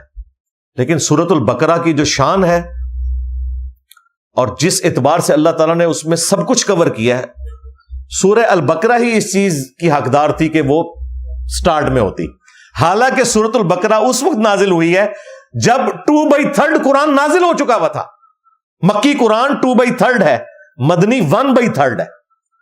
2/3 قرآن نازل ہو چکا، اس کے بعد سورۃ البقرہ نازل ہوئی. لیکن مصحف میں وہ سٹارٹ میں ہے، اللہ کے پاس بھی سٹارٹ ہی میں۔ قرآن کی ترتیب توقیفی ہے، یہ موقوف ہے اس بات پر کہ نبی علیہ السلام نے تعلیم فرمائی اللہ کی وحی کے ذریعے۔ یہ نبی علیہ السلام کا اپنا اجتہاد نہیں ہے، نہ یہ کاتبین وحی نے کوئی اپنی مرضی سے اسے ترتیب دے دی ہے کہ کون سی کدھر فٹ بیٹھتی ہے۔ اس قسم کی حرکت جو ہوئی ہے وہ پاروں کے ساتھ ہوئی ہے، ایسے ایسے کر کے وہ صفحے گن کے پارے انہوں نے ایسے کر دی ہیں۔ اسی لیے سورۃ الحجر کی ایک آیت جو ہے وہ پارہ نمبر 13 میں ہے، اور پوری سورۃ الحجر جو ہے وہ پارہ نمبر 14 میں ہے۔ ایک آیت انہوں نے توڑ کے ادھر ڈال دی، کیونکہ یہ کام بعد میں ہوا تابعین کے دور میں۔ نبی علیہ السلام کے مبارک زمانے میں، صحابہ کے زمانے میں قرآن کی سورتیں تھیں اسی ترتیب سے، آیات کے آگے نمبرنگ نہیں ہوئی تھی، وہ تار ڈالی جاتی تھی، نشان ہوتا تھا، 7 منزلیں ہوتی تھی تاکہ ایک ہفتے میں لوگ قرآن مکمل کر سکیں۔ بعد میں جب سستی آئی تو پھر ان کا ہم 30 دن میں قرآن مکمل کریں گے، پھر 30 پارے بنا دیے۔ 40 پارے کدھرے بھی نہیں، نہ سنی دے آنا شیعہ دے، ایک کہاڑیاں ہی چیریں۔ شیعہ کے پاس بھی یہی قرآن ہے جو سنیوں کے پاس ہے، کوئی فرق نہیں ہے الحمدللہ۔ بلکہ دمشق کے رائٹر ہیں عثمان طٰہٰ، ابھی زندہ ہیں، سعودیہ والوں نے 90s میں انہیں ہائر کیا تھا، اور کئی مصحف سعودیہ کے لیے شاہ فہد پرنٹنگ پریس سے جو پرنٹ ہو رہے ہیں نا، جو آپ کو حاجیوں کو وہ ترجمے والا قرآن دیا جاتا ہے وہ موٹا سا، دارالاسلام والوں سے انہوں نے رائٹس لیے ہیں۔ یا یہ قرآن جو مسجد نبوی شریف میں، بیت اللہ شریف کی مسجد میں رکھا ہوا ہے، یہ والا بلو بائنڈنگ والا، اس کے ہر صفحے کے اوپر آیت مکمل ہو رہی ہے، یہ اسی دمشق کے کاتب عثمان طٰہٰ کا لکھا ہوا ہے۔ یہی گرین بائنڈنگ کے ساتھ ہے جو عربی سٹائل میں لکھا ہوا ہے، وہ بھی عثمان طٰہٰ نے لکھا ہے۔ یہ خط ثلث میں لکھا ہوا ہے، وہ خط ریحان کے اندر لکھا ہوا ہے۔ اور مزے کی بات، سیم یہی قرآن ایران سے بھی پرنٹ ہوتا ہے، اس میں بائنڈنگ ریڈ ہے، اندر وہی کاتب ہے، اس کے بارے بھی لکھا ہوتا ہے عثمان طٰہٰ، کاتب وہی ہے، قرآن اس نے لکھا، سعودیہ بھی پرنٹ کر رہا ہے جو سنیوں کا گڑھ ہے، اور شیعہ کا گڑھ ایران وہ بھی اسی کو پرنٹ کر رہا ہے۔ ہم جواد نقوی صاحب کے مدرسے میں گئے، ہزاروں سٹوڈنٹس پڑھتے ہیں وہاں، تو میں نے ان کا قرآن جب چیک کیا تو انہوں نے تو پہلے صفحے پہ لکھا ہوا ہے عثمان طٰہٰ، دمشق کا جو کاتب ہے عثمان طٰہٰ، اور لکھا ہوا مصحف عثمانی۔ اچھا، یہ اب اللہ کی طرف سے ایک سمجھ لیں کرامت ہی ہوئی ہے کہ یہ مصحف عثمانی بھی ہے اور اس کا کاتب بھی عثمان طٰہٰ اس کا نام ہے، ابھی زندہ ہے۔ آپ ویکیپیڈیا پہ لکھیں تو اس کا پورا تعارف کھل جائے گا۔ لہذا سنی اور شیعہ کا قرآن ایک ہی ہے، پوری دنیا میں ایک ہی قرآن ہے۔ علمی پوائنٹ نمبر 2، جو کاتبین وحی کے حوالے سے ایک مس ہینڈلنگ ہوئی ان سے، اسی کانٹیکسٹ میں قرآن حکیم میں اللہ تعالیٰ نے اس ایشو کو پہلے ہی ڈسکس کیا ہے، سورۃ القیامہ میں آیت نمبر 16 سے 19 تک۔ لا تحرک بہ لسانک، اے نبی علیہ السلام قرآن کے ساتھ اپنی زبان کو تیزی سے حرکت نہ دیں، لتعجل بہ، یعنی آپ علیہ السلام اپنی مبارک زبان کو ساتھ ساتھ تیزی سے حرکت نہ دیں کہ آپ قرآن حکیم کو گرپ کر لیں، کریم کر لیں، کیونکہ جب آپ پر قرآن نازل ہوتا تھا تو نبی علیہ السلام کے سینے پہ نازل ہو رہا ہے نا، تو آپ علیہ السلام کو جو آواز سنائی دیتی تھی آپ اپنی زبان کو تیزی سے اس کے ساتھ حرکت دیتے تھے کہیں میں بھول نہ جاؤں۔ ظاہر ہے وہ ایک ہی چانس ہے، نازل ہو رہا ہے، تو نبی علیہ السلام کو کہا گیا آپ نے اپنی زبان کو تیزی سے حرکت نہیں دینی۔ ان علینا جمعہ وقرآنہ، بے شک یہ ہمارے ذمے ہے کہ ہم اس قرآن کو جمع کریں گے آپ کے سینے میں، اور اس کا پڑھنا بھی ہمارے ذمے ہے آپ پر۔ فَإِذَا قَرَأْنَاهُ، پس جب قرآن کی قرات ہو، فَاتَّبِعْ قُرْآنَهُ، تو آپ نے اس کی پیروی کرنی ہے۔ ثُمَّ إِنَّ عَلَيْنَا بَيَانَهُ، اس کے بعد اس قرآن کا جو بیان ہے، یعنی اس کی تفسیر، جو سنت صحیح الاسناد حدیث کی شکل میں ہم تک پہنچی، یا قرآن حکیم میں چند آیات ایسی نازل ہوئیں جنہوں نے دوسری آیات کی تفصیل بیان کی، یہ ہمارے ذمے ہے۔ اسی لیے ڈاکٹر سرار صاحب نے اپنی جو قرآن کی تفسیر ریکارڈ کروائی تھی اس کا نام بیان القرآن رکھا تھا، وہ یہاں سے لیا تھا۔ ثم ان علینا بیانہ، قرآن کا بیان یعنی اس کی تشریح کرنا یہ ہمارے ذمہ ہے. اسی کانٹیکسٹ میں بخاری میں ایک حدیث ہے, ابن عباس کہتے ہیں کہ نبی علیہ السلام پہ جب قرآن نازل ہوتا تھا تو آپ اپنی مبارک زبان کو تیزی سے حرکت دیتے تھے تاکہ اسے جلدی جلدی کریم کر لیں. تو اللہ تعالیٰ نے فرمایا کہ آپ یہ نہ کریں, آپ نے ٹینشن نہیں لینی, یہ ہم آپ کو مرزانہ طور پہ یاد کروا دیں گے. نبی علیہ السلام نے قرآن خود یاد نہیں کیا, باقیوں نے خود یاد کیا ہے. نبی علیہ السلام کو اللہ تعالیٰ نے بائی نیچر قرآن خود کریم کروا دیا. الحمدللہ, یہ معجزہ ہے. جب نبی علیہ السلام کو یہ کریم ہو گیا تو آپ کی تو اپنی ٹینشن ہوگی ختم. لیکن اللہ تعالیٰ نے قرآن میں بھی فرمایا الذی علم بالقلم, اللہ نے قلم کے ذریعے علم سکھایا ہے. یہ بعض لوگ جو ہے نا وہ لکھی ہوئی چیز کو پڑھنا اسے عیب تصور کرتے ہیں, جبکہ قرآن کیا کہتا ہے کہ ہم نے قلم کے ذریعے علم سکھایا. آج دنیا مان رہی ہے نا جی, یہ سارا علم جو ہے وہ قلم کے ذریعے ہوا نا. وہ قلم چاہے ٹائپ رائٹر کا ہو, کاتب کا ہو, ہر چیز لکھ کے ہی کی جا رہی ہے نا. زبانی کلامی تو نہیں چل رہا. دنیا میں جتنی بکس ہیں چاہے وہ PDF فارمیٹ میں بھی ہوں, یونیکوڈ میں بھی ہوں, لکھی ہوئی ہے نا.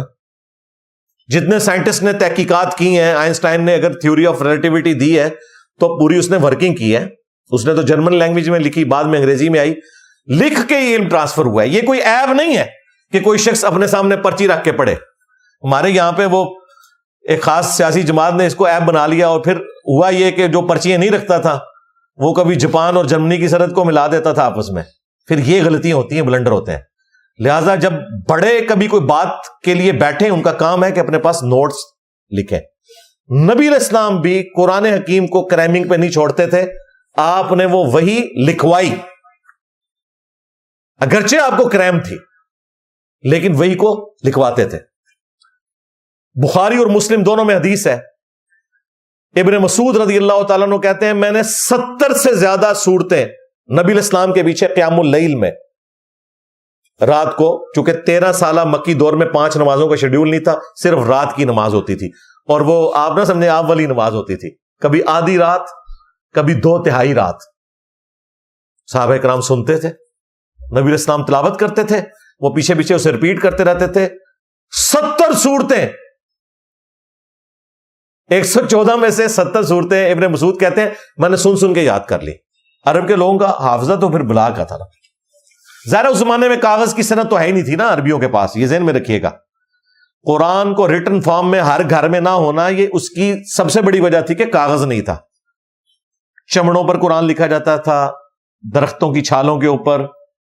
اس کے لیے تو بھائی اگر آپ نے قرآن گھر میں رکھنا ہے تو ایک پورا کمرہ بہت بڑا چاہیے قرآن رکھنے کے لیے, یہ اس طرح ہاتھ میں نہیں آ سکتا. یہ بہت بڑی خوش نصیبی ہے کہ ہمارے پاس قرآن موجود ہے. اور اگر کاتب نے لکھا ہوتا بھائی یہ جو ایک قرآن ہے نا آج کی ڈیٹ میں 22 ستمبر 2024 بمطابق 17 ربیع الاول 1446 ہجری, اگر آپ اس کو کاتب سے لکھوائیں نا کم از کم 30 لاکھ روپے کا, کم از کم, اچھی خوش خطی کے اندر. جو لوگ شوقیہ پرنٹنگ کے لیے لکھواتے ہیں ذرا ان سے پوچھیں. اور یہ 30 لاکھ بھی میں آپ کو ویسے کم بتا رہا ہوں, کچھ سال پہلے کا ہے, ہمارے جیل میں ایک بندے نے لکھوایا تھا. تو پھر ہمارے گھروں میں قرآن تو نہیں ہونے تھے.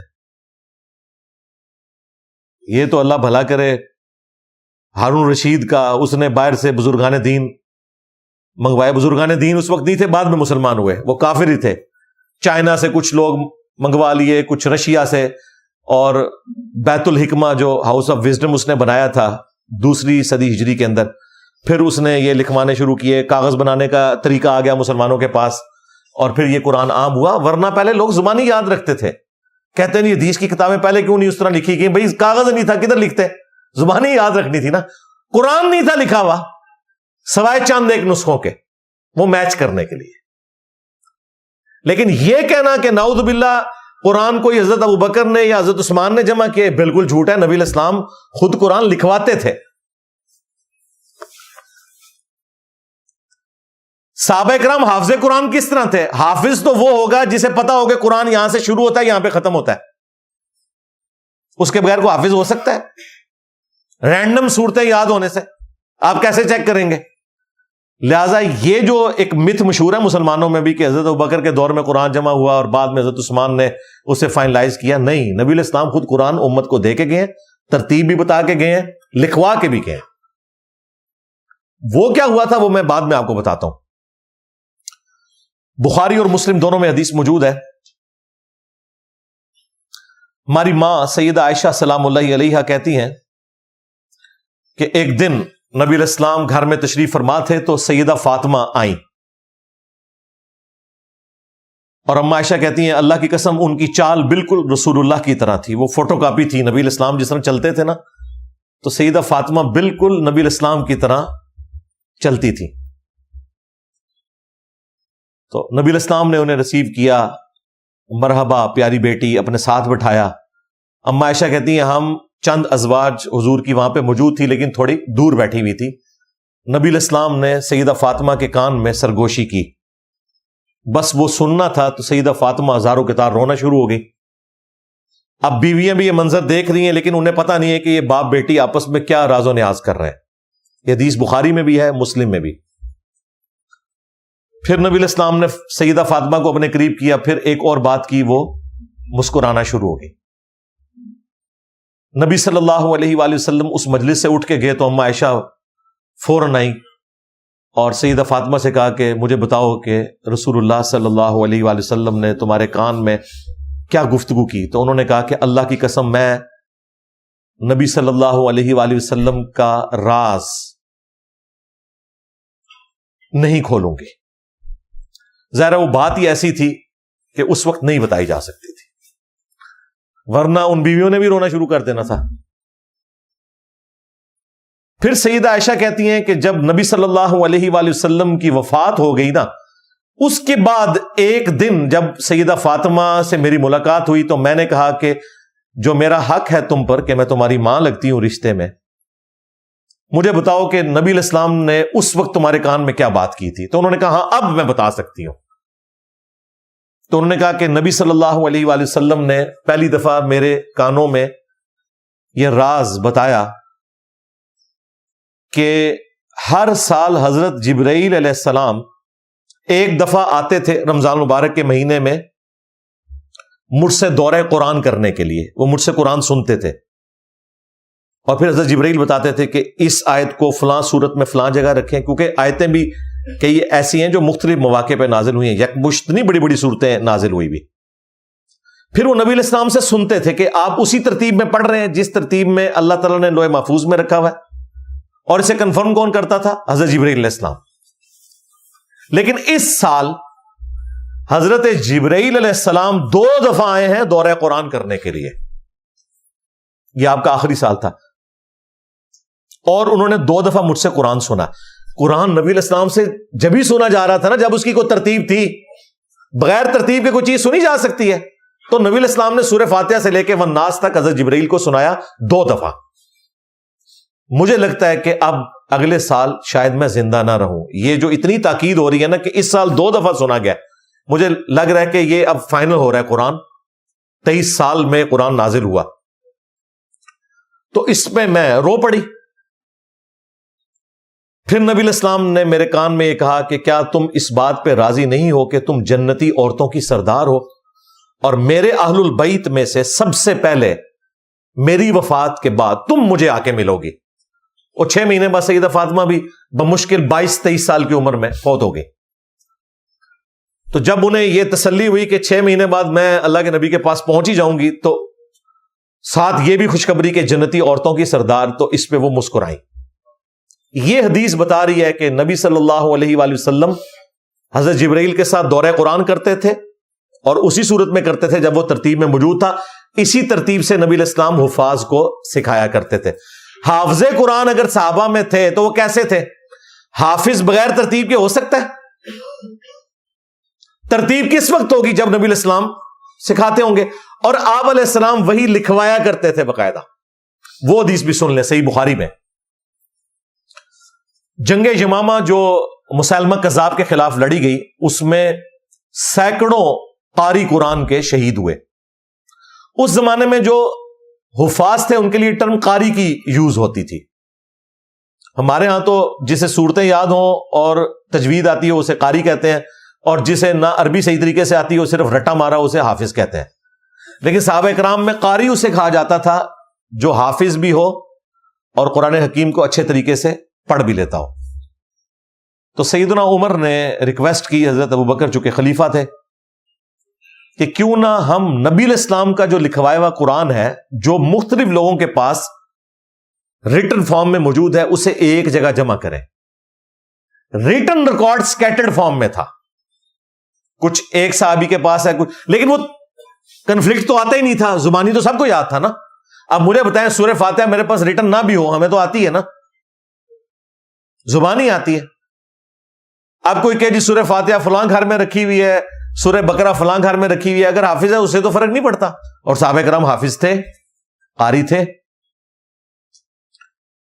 تو صحیح بخاری میں آتا ہے جب یہ مشورہ دیا تو حضرت ابوبکر نے کہا کہ میں وہ کام کیوں کروں جو نبی علیہ السلام نے خود نہیں کیا، کہ آپ نے یہ سارے نوٹس ایک جگہ جمع نہیں کروائے، آپ نے زبانی سکھایا، لکھوائے ضرور تھے تاکہ میچ کرنے پڑے تو کر لینا، اور ایک جگہ ہو بھی نہیں سکتے تھے. میں نے بتایا صفحہ تو ہے ہی نہیں تھا نا بھائی، چمڑے پر کھجور کی چھال کے اوپر، وہ تو آپ کو ایک صورت رکھنی پڑے تو اتنی بڑی جگہ چاہیے اس کے لیے، کاغذ نہیں ہے.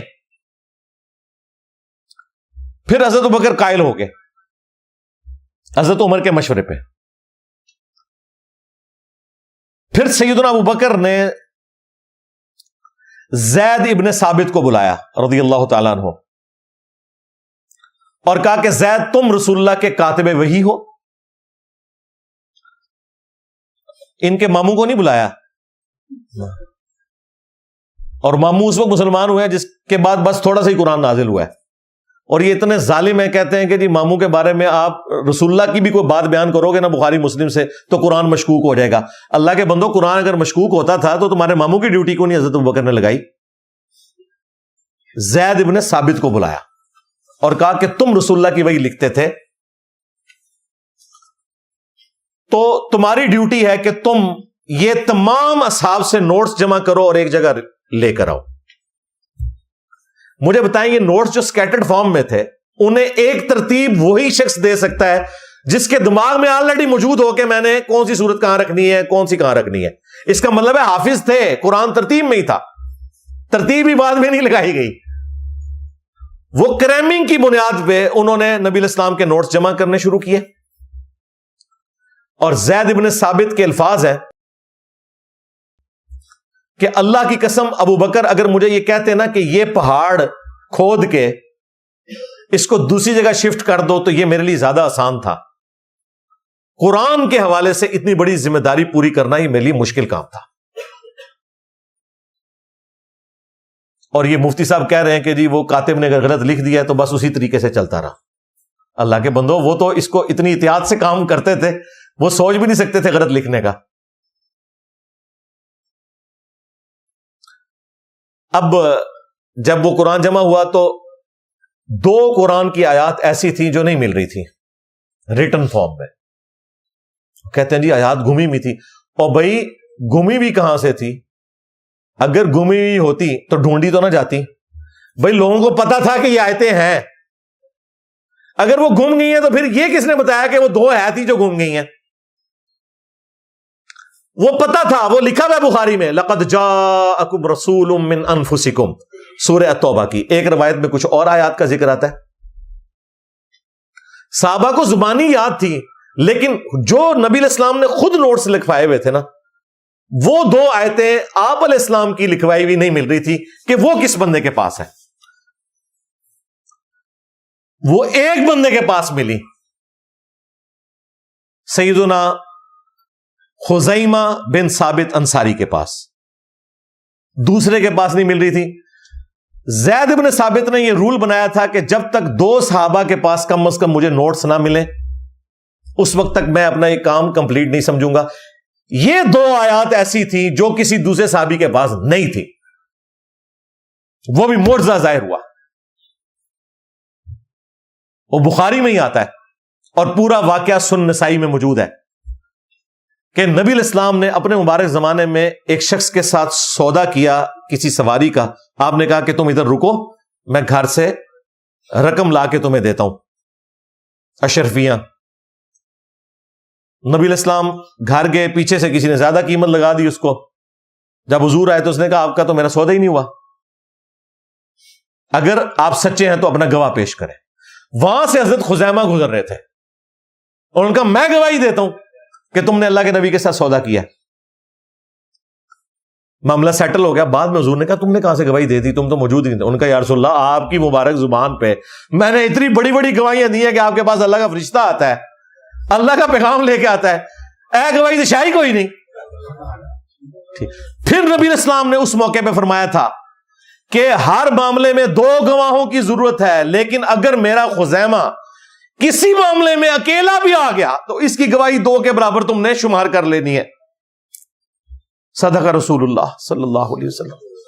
حضرت ابوبکر کے دور میں وہ قرآن کی 2 آیات ملی صرف اس بندے کے پاس, اور ان کی گواہی کو 2 کے برابر شمار کیا. حضور کی وفات کے بعد آپ کا معجزہ ظاہر ہوا.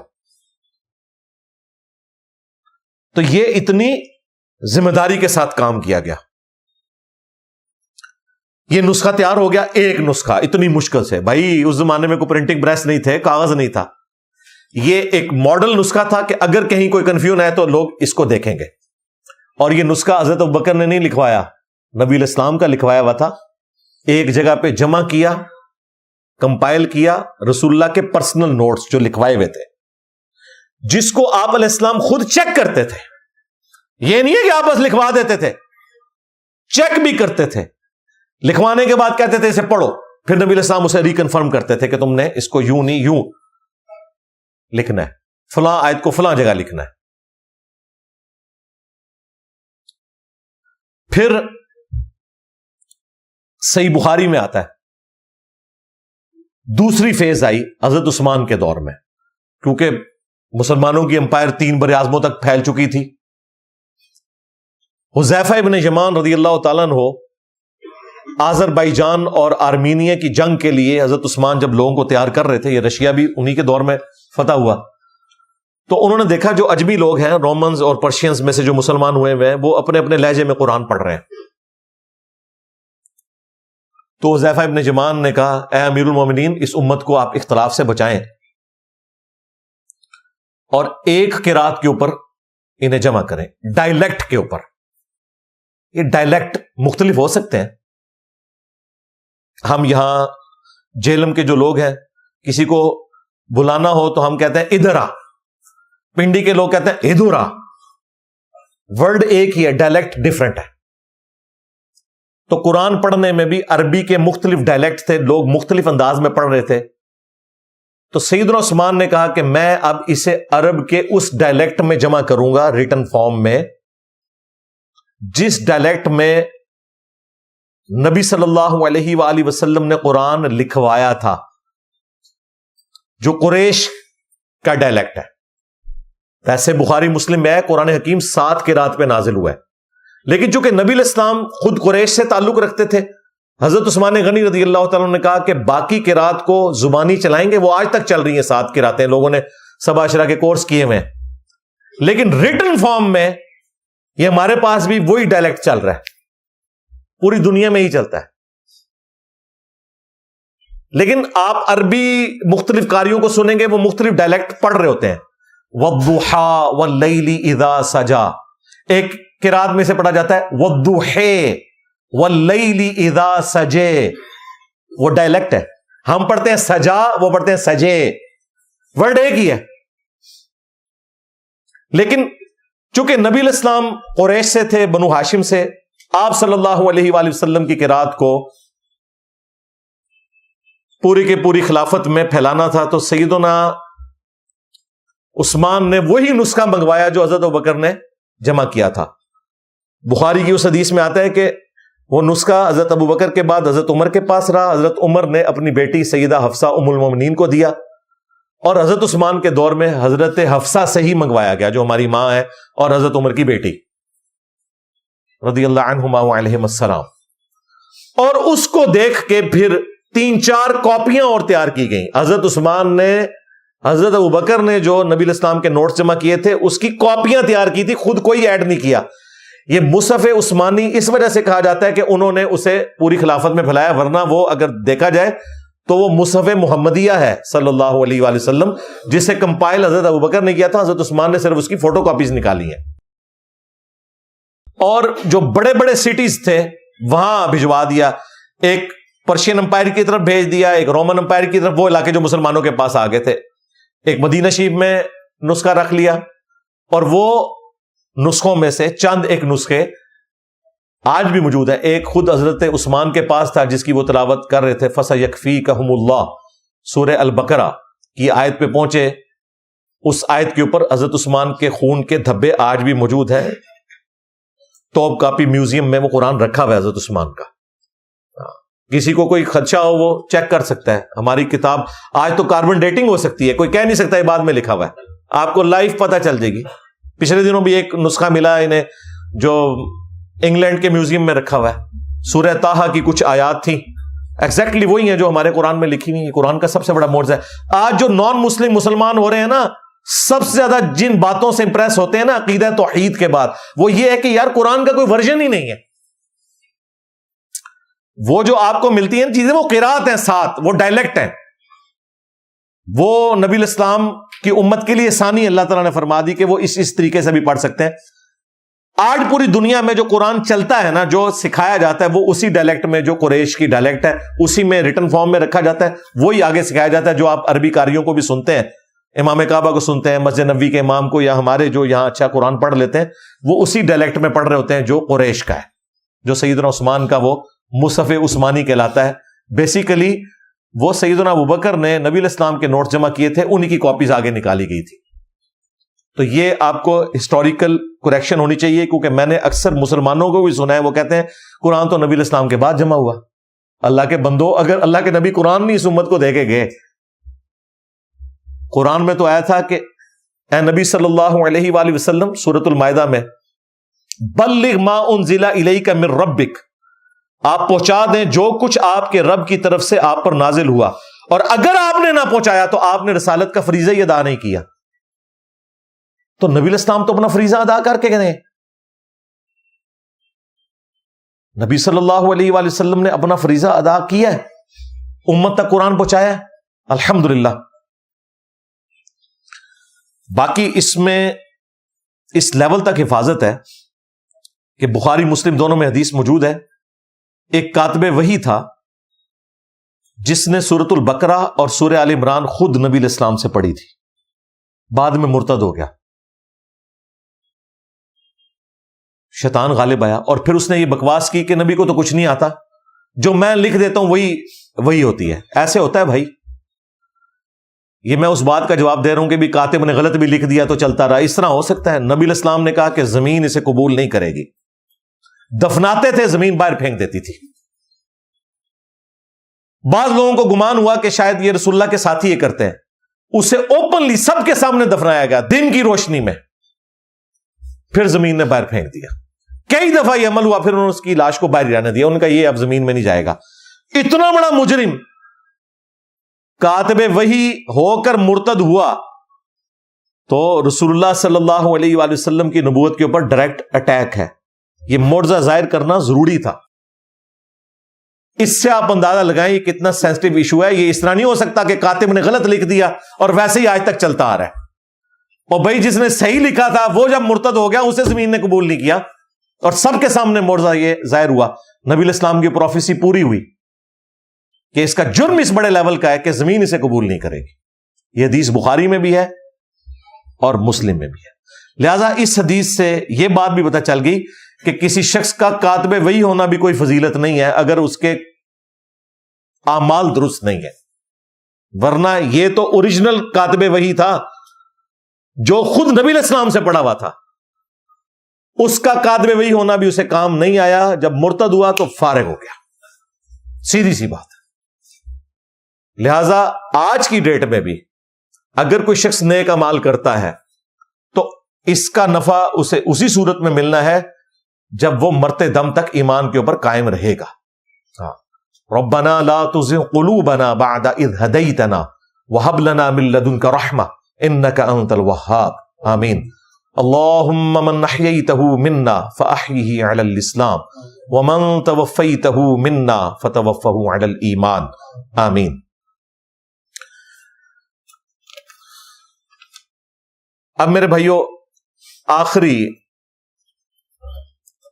علمی پوائنٹ کی طرف آ جائیں. علمی پوائنٹ نمبر 3، وہ نبی امی صلی اللہ علیہ وآلہ وسلم کا جو یہ لقب ہے امی، یہ بڑا خاص لقب ہے. اس کا مطلب ان پڑھ ہونا نہیں ہے.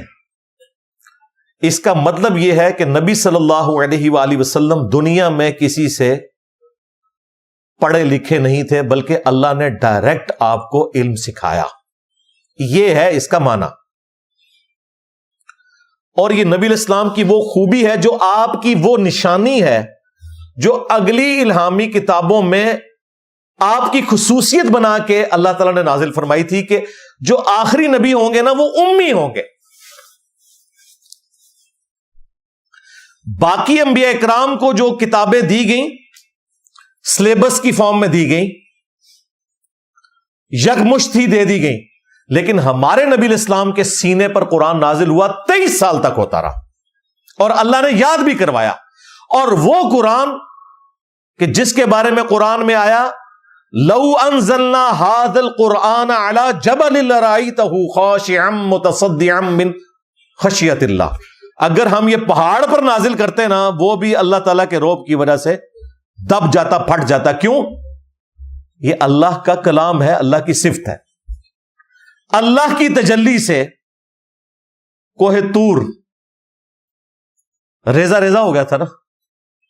قرآن بھی اللہ کی صفت ہے، یہ اللہ کی مخلوق نہیں ہے، اللہ کی صفت ہے.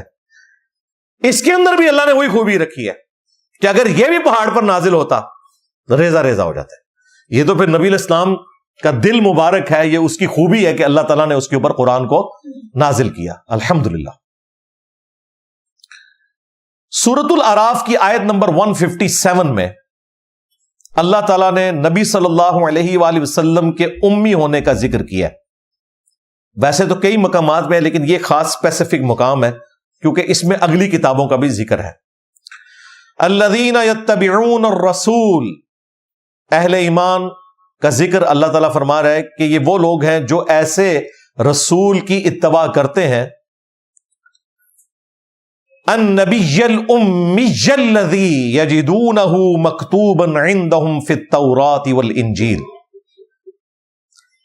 اس رسول کی یہ پیروی کرنے والے ہیں جو نبی امی ہیں، جن کو یہ لکھا ہوا پاتے ہیں، جو ان کے پاس اپنی کتابیں ہیں، تورات ہو یا انجیل.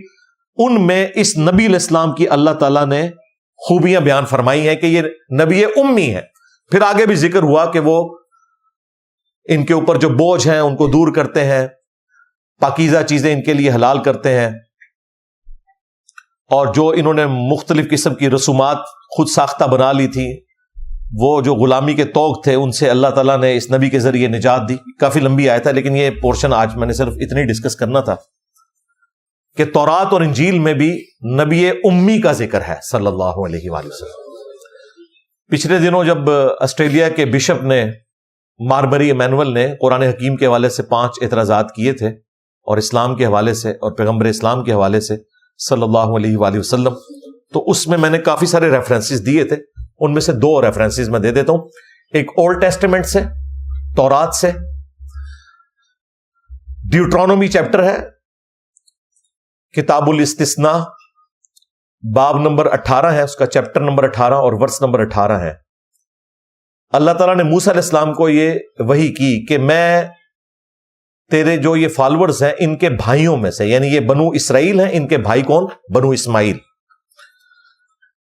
ان میں سے تیری مانند ایک رسول بھیجوں گا، اس کے منہ میں اپنا کلام ڈالوں گا، وہ سب کچھ بتائے گا جو کچھ اللہ تعالیٰ اسے حکم دے گا. اور یہی بات قرآن میں موجود ہے، وَمَا يَنطِقُ عَنِ الْهَوَىٰ إِنْ هُوَ إِلَّا وَحْيٌ يُوحَىٰ. یہ نبی اپنی خواہش نفس سے کچھ نہیں کہتے، یہ وہی کہتے ہیں جو اللہ تعالیٰ انہیں وہی کرتا ہے. اچھا، یہ جو حضور کی خوبی ہے یہ باقی انبیاء کو اس لیے بتائی جا رہی ہے کہ ان کے ساتھ یہ نہیں ہوا. حضرت موسیٰ علیہ السلام کو تو طور پہ سلیبس دے دیا گیا نا، لیکن انہیں بتایا جا رہا ہے کہ بنو اسماعیل میں وہ پیغمبر آئیں گے جن کے منہ میں اپنا کلام ڈالوں گا، یعنی زبان ان کی ہوگی اور کلام میرا ہوگا۔ پھر نیو ٹیسٹمنٹ جو انجیل ہے، اس میں جو گاسپل آف جان ہے، یوحنا کی انجیل، 4 ہے نا، ان میں سے ایک یہ یوحنا کی انجیل،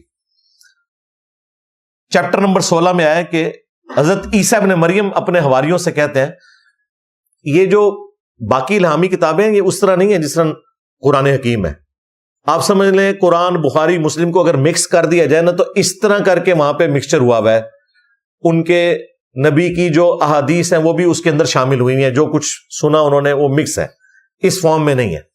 تو عیسیٰ ابن مریم کہتے ہیں مجھے تم سے بہت کچھ کہنا ہے لیکن ابھی تم اس کے متحمل نہیں، جب وہ آئیں گے یعنی میرے بعد جو پیغمبر آئیں گے وہ تمہیں سچائی کی طرف رہنمائی کریں گے، اور جو وہ اللہ کی طرف سے سنیں گے وہی تمہارے سامنے بیان کریں گے اور تمہیں مستقبل کی خبریں دیں گے، اور دنیا میں وہ میرے جلال کو ظاہر کریں گے۔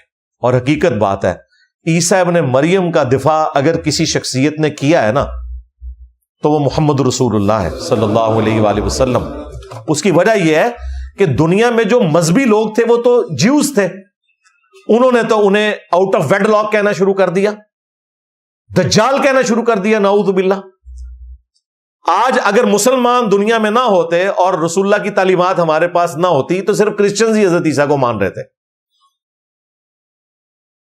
کرسچنز کو چھوڑ کے صرف ہم مسلمان ہیں جو عیسیٰ ابن مریم کو مانتے ہیں اور ان کا ٹرو سٹیٹس بتاتے ہیں، نہ وہ سٹیٹس جو یہودیوں نے کلیم کیا اور نہ وہ جو کرسچنز نے کلیم کیا کہ نعوذ باللہ ڈیوینٹی میں انہیں کلیم کر دیا۔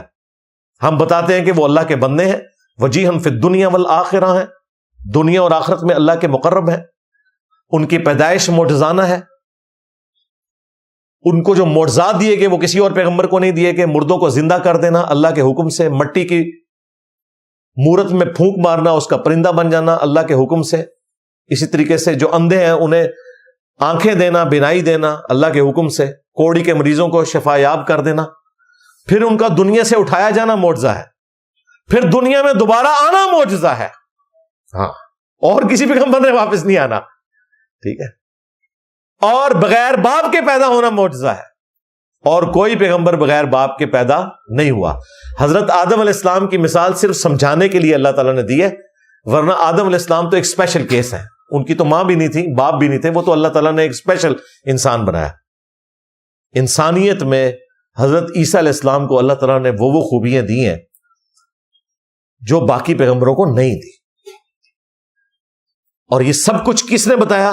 ہمارے پیغمبر نے صلی اللہ علیہ وآلہ وسلم۔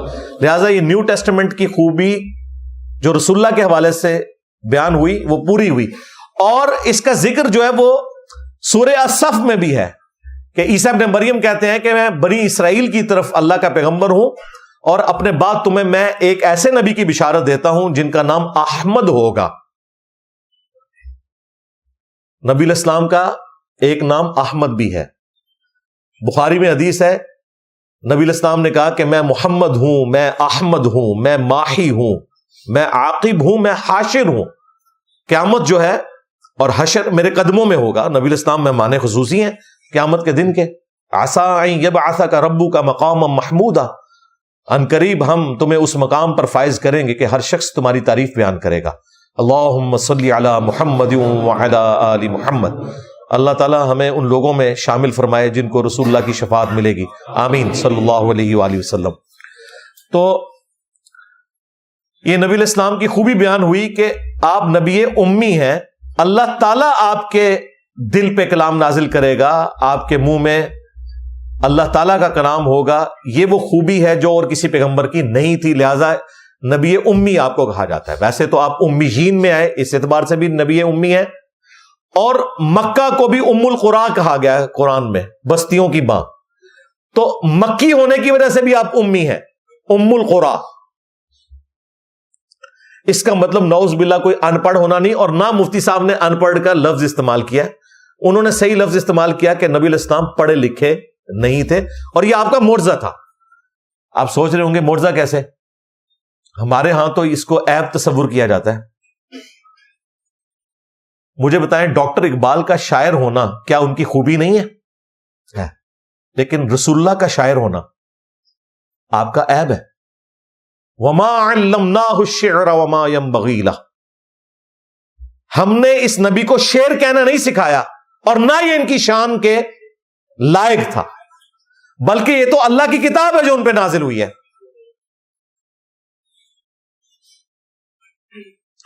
تو ڈاکٹر اقبال کا شاعر ہونا خوبی ہے، رسول اللہ کا شاعر ہونا خامی ہے. لہذا نبی علیہ السلام کے کیس میں کرائٹیریا ڈیفرنٹ ہے.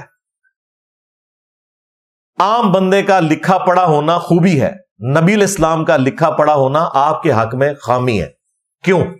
اس کا ذکر اللہ تعالیٰ نے قرآن میں کر دیا. یہ وہ آیت ہے جو انہوں نے آیت بھی غلط پڑھی، ولا کی جگہ انہوں نے ماں پڑھ دیا. وہ میں 3-4 اکٹھی آیات ہیں وہ کور کر دیتا ہوں. سورہ العنکبوت میں آیت نمبر 48 سے آنورڈ. وما كنت تتلو من قبلہ من کتاب، اور اے نبی اس قرآن کے نزول سے پہلے آپ کتاب میں سے کچھ پڑھ نہیں سکتے تھے، یہ آپ کا معجزہ تھا. ولا تخطہ بیمینک، اور نہ آپ اپنے دائیں ہاتھ سے کچھ لکھ سکتے تھے. اب اللہ نے اس کی وجہ بتائی ہے کیا ہے. اذا لارتاب المبطلون، ورنہ یہ بات لوگوں کو شک میں مبتلا کر دیتی کہ یہ کتاب آپ نے خود لکھ لی ہے. اب سب کو پتا تھا کہ نبی علیہ السلام نہ کبھی کسی فلاسفر کے پاس گئے، نہ کبھی کسی کاتب کے پاس گئے، وہاں تو کلچر ہی نہیں تھا، ہر چیز زبانی ہی چلتی تھی، اور فصاحت تو عربیوں کی تھی. اسی وجہ سے وہ نان عربی کو اجمی کہتے تھے کہ یہ تو گونگے ہمارے سامنے. کوئی چند ایک لوگ ہوتے تھے جو کاتب کے طور پر رکھے جاتے تھے جو لکھنا پڑھنا جانتے تھے، ادروائز یہ کوئی اس اعتبار سے عیب اس طریقے سے نہیں تھا. اور نبی علیہ السلام کے لیے عیب بن جاتا اگر آپ سیکھ لیتے. یہ تو لوگوں نے کہنا تھا کہ جی ٹھیک ہے 40 سال ہوئے ہیں، تھوڑا تھوڑا گھر بیٹھ کے لکھتے رہے ہیں تو یہ ہو گیا. اسی لیے سورہ یونس میں آیا کہ اللہ تعالیٰ نے رسول اللہ صلی اللہ علیہ وآلہ وسلم کے بارے میں مشرکین عرب سے کہا کہ اے نبی ان سے فرماؤ میں اتنا عرصہ تم میں رہا ہوں، کیا تم نے اس سے پہلے کوئی اس قسم کی بات مجھ سے سنی تھی؟ یعنی میری زندگی ایک کھلی کتاب ہے، لہذا یہ دعویٰ کرنا کہ یہ کتاب میں نے خود بنا لی ہے، یہ دعویٰ تو بالکل غلط ہے، کیونکہ میری زندگی میں تو کوئی ایسی چیز موجود ہی نہیں ہے. نبی علیہ السلام کی اعلان نبوت سے پہلے کی زندگی کو اللہ نے قرآن کے سچا ہونے کی دلیل پیش کیا ہے. یہاں پہ بھی اللہ تعالیٰ کیا فرما رہا ہے کہ اگر آپ لکھنا پڑھنا جانتے ہوتے تو لوگوں کو شک میں مبتلا کر دیتی کہ یہ کتاب آپ نے خود لکھ لی ہے. آپ کسی شاعر کے شاگرد نہیں، کسی کاتب کے شاگرد نہیں، اور ایسا کلام لے کے آئے کہ شعراء نے اپنا کلام پھاڑ دیا. اتنا غیر معمولی کلام. اب مجھے بتائیں اس سے بڑا اور کیا معجزہ ہوگا؟ ایک شخص لکھنا پڑھنا نہیں جانتا اور ایسا کلام وہ لے کر آئے کہ وہاں کے شاعر بھی اپنا کلام پھاڑ دیں غصے میں آ کے کہ بس اس کے بعد تو اب کسی کلام کی ضرورت ہی نہیں ہے. جو محنت کر کے نہ لکھا جا سکتا ہو وہ ایک ایسا شخص لکھ دے گا جو لکھنا پڑھنا نہیں جانتا. یہ وجہ تھی نبی علیہ السلام کا امی ہونا. بل ہوا آیات بینات، بلکہ یہ تو روشن آیات ہیں، فی صدور الذین اوتوا العلم، ان لوگوں کے سینوں میں جنہیں علم دیا گیا ہے. وما یجحد بآیاتنا الا الظالمون، اور ہماری آیات سے تو جھگڑا نہیں کرتے مگر وہی لوگ جو کہ ظلم پر اترے ہوئے بات نہیں ماننا چاہتے. وقالوا لولا انزل علیہ آیات من ربہ، اور یہ کافر کہتے ہیں کہ اس نبی کو کوئی معجزہ کیوں نہیں دیا گیا اللہ کی طرف سے. نبی علیہ السلام کو اللہ تعالیٰ نے دعوے نبوت کا جو معجزہ دیا ہے وہ یہی کتاب ہے. قرآن میں اکثر آتا ہے اس نبی کو معجزہ نہیں دیا گیا، تو لوگ سوچتے ہیں ہم نے تو اتنے معجزے پڑھے ہیں بخاری مسلم میں، وہ بالکل حق ہیں، لیکن وہ نبی علیہ السلام نے نبوت کی دلیل کے طور پر کافروں کے سامنے پیش نہیں کیے. کیوں؟ وہ معجزے صرف اس زمانے کے لوگوں کے لیے تھے. نبی علیہ السلام کی نبوت قیامت تک کے لیے تھی، ختم نبوت کی برکت سے، لہذا معجزہ ایسا ہونا چاہیے تھا جو قیامت تک کے لیے ہو. وہ قرآن ہے. وہ سورہ بنی اسرائیل میں 9 معجزے مانگتے تھے. اس کا سونے کا کوئی گھر ہو، یہ نہریں رواز کر دے، آسمان پہ چڑھ کے ہمیں بتا دے، یہ ساری چیزیں وہ کہتے تھے. لیکن اللہ تعالیٰ نے کہا کہ ان کو کہہ دو کہ میں بشر ہوں، رسول ہوں، میرا کام صرف تم تک بات پہنچانا ہے. معجزہ یہی ہے یہ کہتے ہیں کہ اس نبی پر کوئی معجزہ اس کے رب کی طرف سے کیوں نہیں نازل ہوا؟ قل انما الآیات عند اللہ، اے نبی تم فرماؤ کہ معجزات تو سارے اللہ کے پاس ہیں. وَإِنَّمَا أَنَا نَذِيرٌ مُبِينٌ، اور میں تو نہیں ہوں مگر کھلا ڈر سنانے والا. اب وہ بات آ رہی ہے، اَوَلَمْ يَكْفِهِمْ أَنَّا أَنزَلْنَا عَلَيْكَ الْكِتَابَ، کیا ان کے لیے یہ معجزہ کافی نہیں ہے کہ ان کے اوپر کتاب نازل کی گئی ہے، یتلا علیہم، جو تلاوت کرتے ہیں ان پر. ان فی ذلک لرحمۃ وذکری لقوم یؤمنون، بے شک اس کتاب میں رحمت ہے اور یاد دہانی ہے ان لوگوں کے لیے جو ایمان لانا چاہیں، جو بات ماننا چاہیں، ان کے لیے تو یہ معجزہ موجود ہے. تو یہ آیات قرآن میں اس بات کی دلیل ہے کہ قرآن حکیم ہی نبی علیہ السلام کا واحد معجزہ ہے جو دعوے نبوت والا ہے. ویسے تو معجزات بہت ہیں، اس پہ میری کئی ایک ویڈیوز ہیں، بخاری مسلم سے میں نے کئی معجزات پیش کیے ہیں، لیکن دعوے نبوت والا معجزہ وہ یہی ہے، اللہ کی کتاب، اور اسے اللہ تعالیٰ نے قیامت تک کے لیے محفوظ کر دیا. اب آخر میں تھوڑا سا حصہ اسی علمی پوائنٹ نمبر 3 میں وہ ڈسکس کر لوں. نبی علیہ السلام کے لکھنے پڑھنے کے حوالے سے 2 موقف ہیں. ایک موقف تو یہ ہے کہ اس قرآن کے نازل ہونے کے بعد بھی نبی علیہ السلام لکھنا پڑھنا نہیں جانتے تھے، آپ اپنی کرائمنگ کے پوائنٹ آف ویو سے ہی اصلاح فرمایا کرتے تھے چیزوں کی. لیکن دوسرا موقف یہ ہے کہ جب قرآن نازل ہوا تو پھر اللہ تعالیٰ نے معجزانہ طور پہ جس طرح قرآن آپ کو سکھا دیا نا، آپ کے سینے میں جمع ہو گیا، جو سورۃ القیامہ میں آیا کہ ہمارے ذمے میں، معجزانہ طور پر نبی علیہ السلام کو اللہ تعالیٰ نے لکھنا پڑھنا بھی سکھا دیا، صرف اس حد تک کہ آپ کاؤنٹر ویریفائی کر سکیں اپنی لکھوائی ہوئی وحی کو. یہ 2 موقف ہیں اور میں اس دوسرے موقف کے ساتھ ہوں. اس کی سپورٹ میں ایک حدیث ہے بخاری اور مسلم میں، صحیح بخاری اور مسلم دونوں میں حدیث موجود ہے. صلح حدیبیہ کے موقع پر سہیل ابن عمرو کے ساتھ جب معاہدہ لکھا جا رہا تھا تو اس معاہدے میں لکھا گیا محمد رسول اللہ کا معاہدہ مشرکین عرب کے ساتھ صلی اللہ علیہ وآلہ وسلم. تو سہیل ابن عمرو نے کہا کہ آپ محمد رسول اللہ مٹا دیں، ہم تو آپ کو اللہ کا رسول ہی نہیں مانتے، آپ محمد بن عبداللہ لکھیں. نبی صلی اللہ علیہ وآلہ وسلم سولوشن اینڈ پہ تھے. سیدنا علی آپ کے کاتب تھے، آپ نے سیدنا علی سے کہا کہ مٹا دو. ان کا یا رسول اللہ میں نہیں مٹاؤں گا. یہ کوئی گستاخی کے طور پہ نہیں کہا تھا، اپنی محبت کے اظہار کے طور پر کہ میں تو آپ کو اللہ کا رسول مانتا ہوں، اب میری غیرت گوارا نہیں کرتی کہ میں وہ کیسے مٹاؤں. نبی علیہ السلام نے اسے کوئی بدتمیزی شمار نہیں کیا، محبت پہ ہی اسے سمجھا. آپ نے فرمایا کہ پھر یہ تحریر میرے حوالے کرو. تو بخاری میں ایک طریق موجود ہے، اس میں الفاظ ہے، نبی علیہ السلام نے کہا کہ مجھے بتاؤ یہ کہاں لکھا ہوا ہے، تو انہوں نے کہا یہ آپ کا نام فلاں جگہ ہے. تو آپ نے اپنے مبارک ہاتھوں سے اس پہ لکیر پھیری اور اپنے ہاتھوں سے لکھا محمد بن عبداللہ. یہ الفاظ ہے بخاری میں، 4251 نمبر حدیث ہے صحیح بخاری میں. یہ مسلم میں موجود ہے لیکن جو اگلے الفاظ میں بولنے لگوں وہ صرف بخاری میں ہے.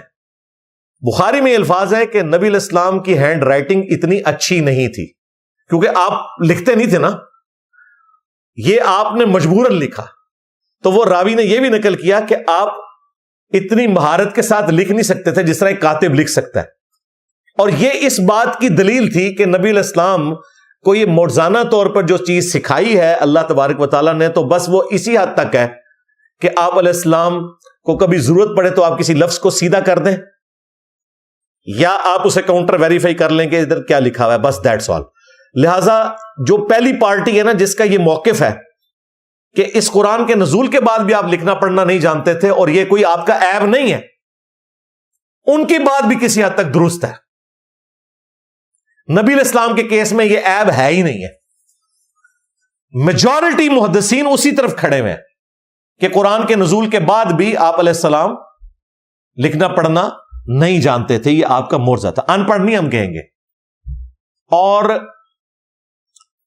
اس حدیث کا وہ جواب یہ دیتے ہیں کہ یہ نبی علیہ السلام نے جو تھوڑی بہت یہ چیز تھی، یہ بندہ کامن سینس سے بھی حاصل کر لیتا ہے یہ کوئی ایسی بات نہیں تھی کہ جو نبی علیہ السلام کو باقاعدہ طور پر سکھائی جاتی، اور اس بات میں وزن بھی ہے کیونکہ اس میں راوی کہتا ہے کہ نبی علیہ السلام لکھنے میں مہارت نہیں رکھتے تھے.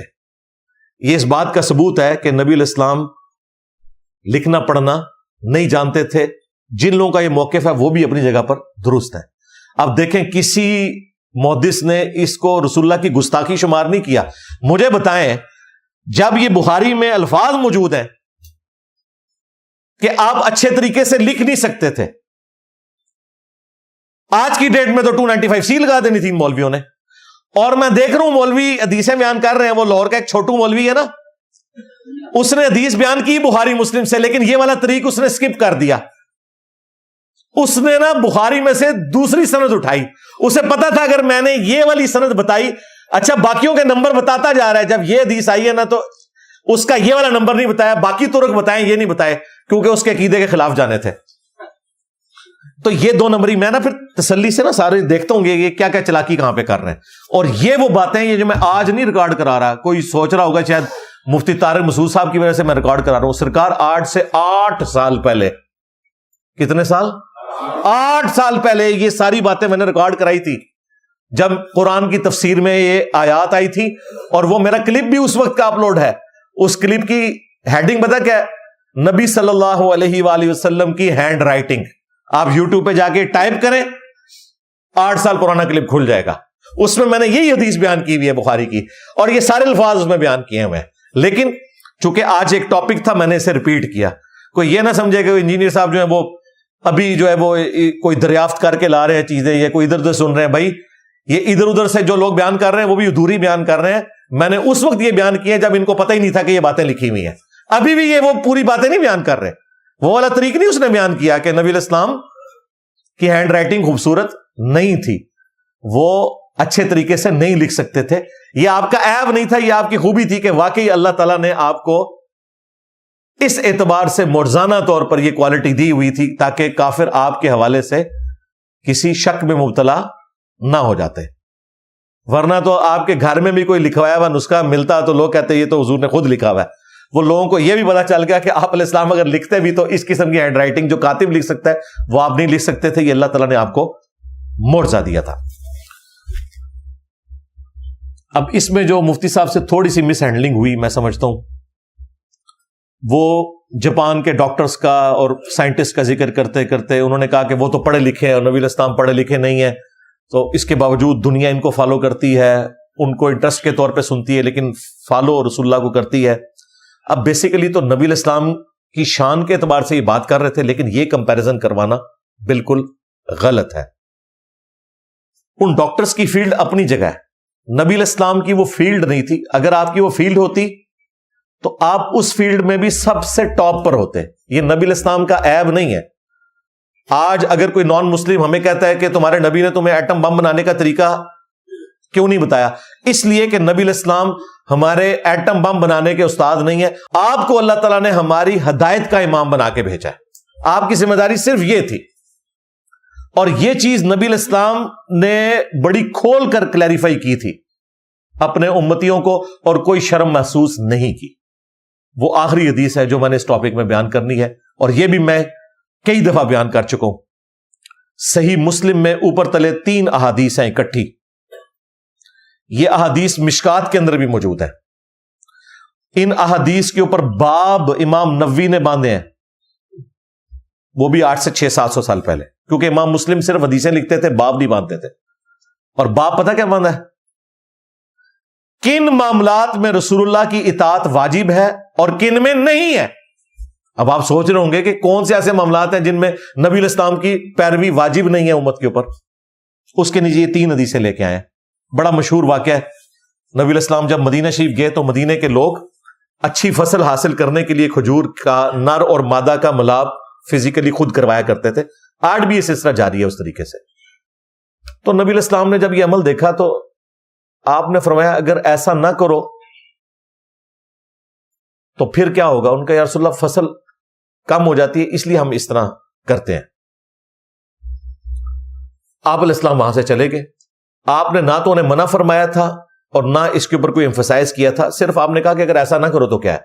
انہوں نے اسے حکم ہی سمجھا اس سال جو ہے وہ فصل کم ہو گئی کھجور کی، شکایت لے کے حضور کے پاس آ گئے. دیکھیں اس زمانے میں کوئی 295C اس طرح نہیں لگتی تھی. آ کے کہا یا رسول اللہ وہ آپ نے کہا تھا دیکھیں ہماری تو فصل ہی کم ہو گئی ہے. کوئی گستاخی نہیں شمار ہوا. آپ علیہ السلام نے فرمایا کہ میں نے تمہیں منع تو نہیں کیا تھا، میں نے تو ایک مشورتاً بات کی تھی. وَأَنْتُمْ أَعْلَمُ بِأَمْرِ دُنْيَاكُمْ، تم دنیا کے کاموں کو بہتر سمجھتے ہو.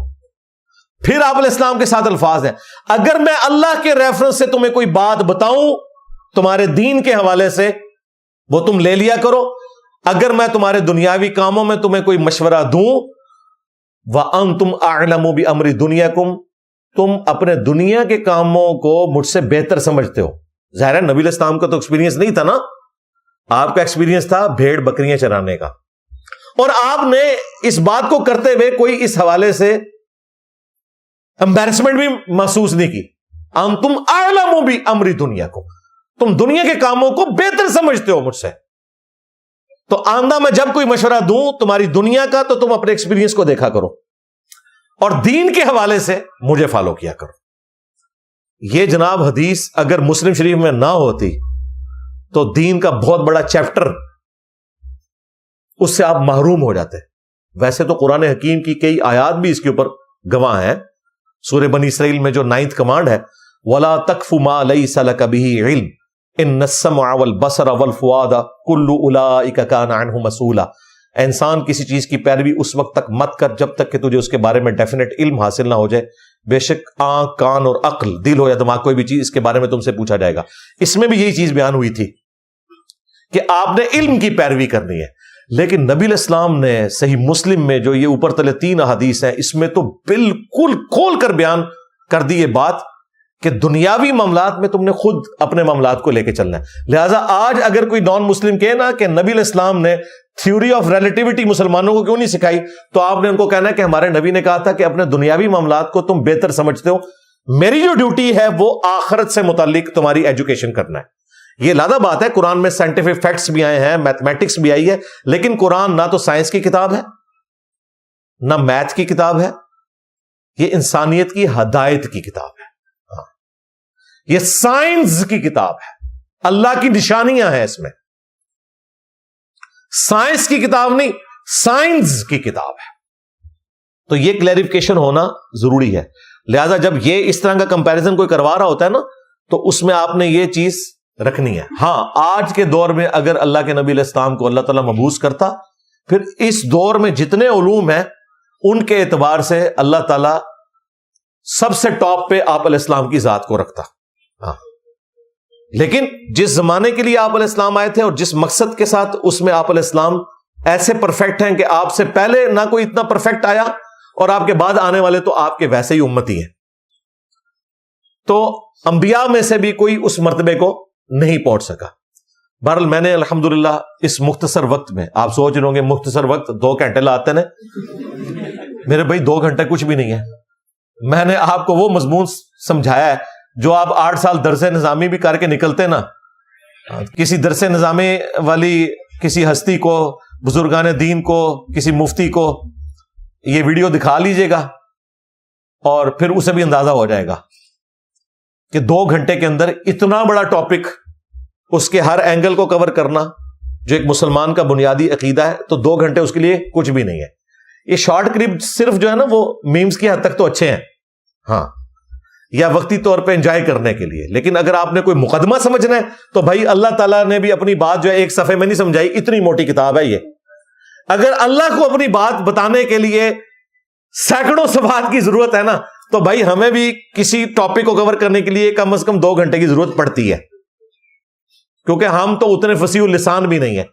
پھر وسوسے اتنے ہیں، پرابلمز اتنے ہیں کہ یہ چیزیں پھر کھول کر بیان کرنے کے لیے ٹائم ریکوائرڈ ہوتا ہے. جو حق بات میں نے کی اللہ تعالیٰ ہمارے دلوں میں راسخ فرمائے. اگر جذبات میں میرے منہ سے کوئی غلط بات نکل گئی تو اللہ تعالیٰ اسے معاف کر دے. سبحانک اللہم و بحمدک، اشہد ان لا الہ الا انت، استغفرک و اتوب الیک. صلو علی محمد و آل محمد، اللہم صلی علی محمد و علی آل محمد و اصحاب محمد و ازواج محمد و امت محمد اجمعین الی یوم الدین، آمین. کافی سارے لوگوں نے دعاؤں کے لیے کہا ہوا ہے، اینڈ پہ ہم دعا بھی کر لیتے ہیں. اللہم انی اسألک بانک انت اللہ لا الہ الا انت الاحد الصمد الذی لم یلد ولم یولد ولم یکن له کفوا احد وإلہکم الہ واحد لا الہ الا هو الرحمن الرحیم الف لام میم اللہ لا الہ الا هو الحی القیوم اللہم صلی علی محمد وعلی آل محمد ربنا آتنا فی الدنیا حسنہ وفی الآخرۃ حسنۃ وقنا عذاب النار ربنا آتنا من لدنک رحمۃ وہیئ لنا من امرنا رشدا ربنا هب لنا من ازواجنا وذریاتنا قرۃ اعین وجعلنا للمتقین اماما رب ارحمهما كما ربياني صغيرا اللهم اغفر لحينا وميتنا وشاهدنا وغائبنا وصغيرنا وكبيرنا وذكرنا وأنثانا اللهم من أحييته منا فأحيه على الإسلام ومن توفيته منا فتوفه على الإيمان. اے اللہ ہماری، ہمارے ماں باپ کی، ہمارے رشتہ داروں کی، بیوی بچوں کی، پوری امت کی مغفرت فرما. ہماری، ہمارے ماں باپ کی، ہمارے بیوی بچوں کی، رشتہ داروں کی تمام دینی، دنیاوی، جسمانی، روحانی، ظاہری، باطنی پریشانیاں، تکلیف، مصیبتیں، دکھ، تر، بیماریاں، دشواریاں دور فرما. اور جن جن بھلائیوں کا سوال تیرے محبوب علیہ السلام نے تجھ سے کیا تمام کے حق میں قبول و منظور فرما. جن جن چیزوں کے شر سے تیرے محبوب صلی اللہ علیہ وآلہ وسلم نے تیری پناہ طلب کی، تمام مسلمانوں کو ان چیزوں کے شر سے اپنی پناہ عطا فرما. بالخصوص فلسطین کے مسلمان، کشمیر کے مسلمان، چائنا میں، انڈیا میں، افغانستان میں، یمن میں، عراق میں، شام میں، پاکستان میں، جہاں کہیں کس پرسی کی زندگی گزار رہے ہیں، غیب سے ان کی عزت، آبرو، جان و مال کی حفاظت فرما. اے اللہ حاضرین کے جو چھوٹے بڑے رشتہ دار فوت ہو چکے مغفرت فرما، جو بیمار ہیں انہیں شفا عطا فرما.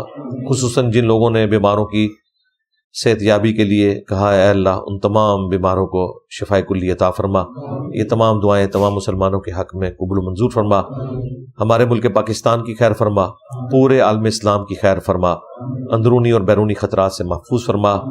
ختم نبوت صلی اللہ علیہ وآلہ وسلم کی برکت سے آپ صلی اللہ علیہ وآلہ وسلم کی مبارک دعوت کو تمام مسلمانوں تک، نان مسلمز تک پہنچانے کی توفیق عطا فرما. سبحان ربک رب العزت عما یصفون وسلام علی المرسلین والحمد للہ رب العالمین وصلی اللہ علی النبی الکریم وعلی آلہ واصحابہ اجمعین الی یوم الدین.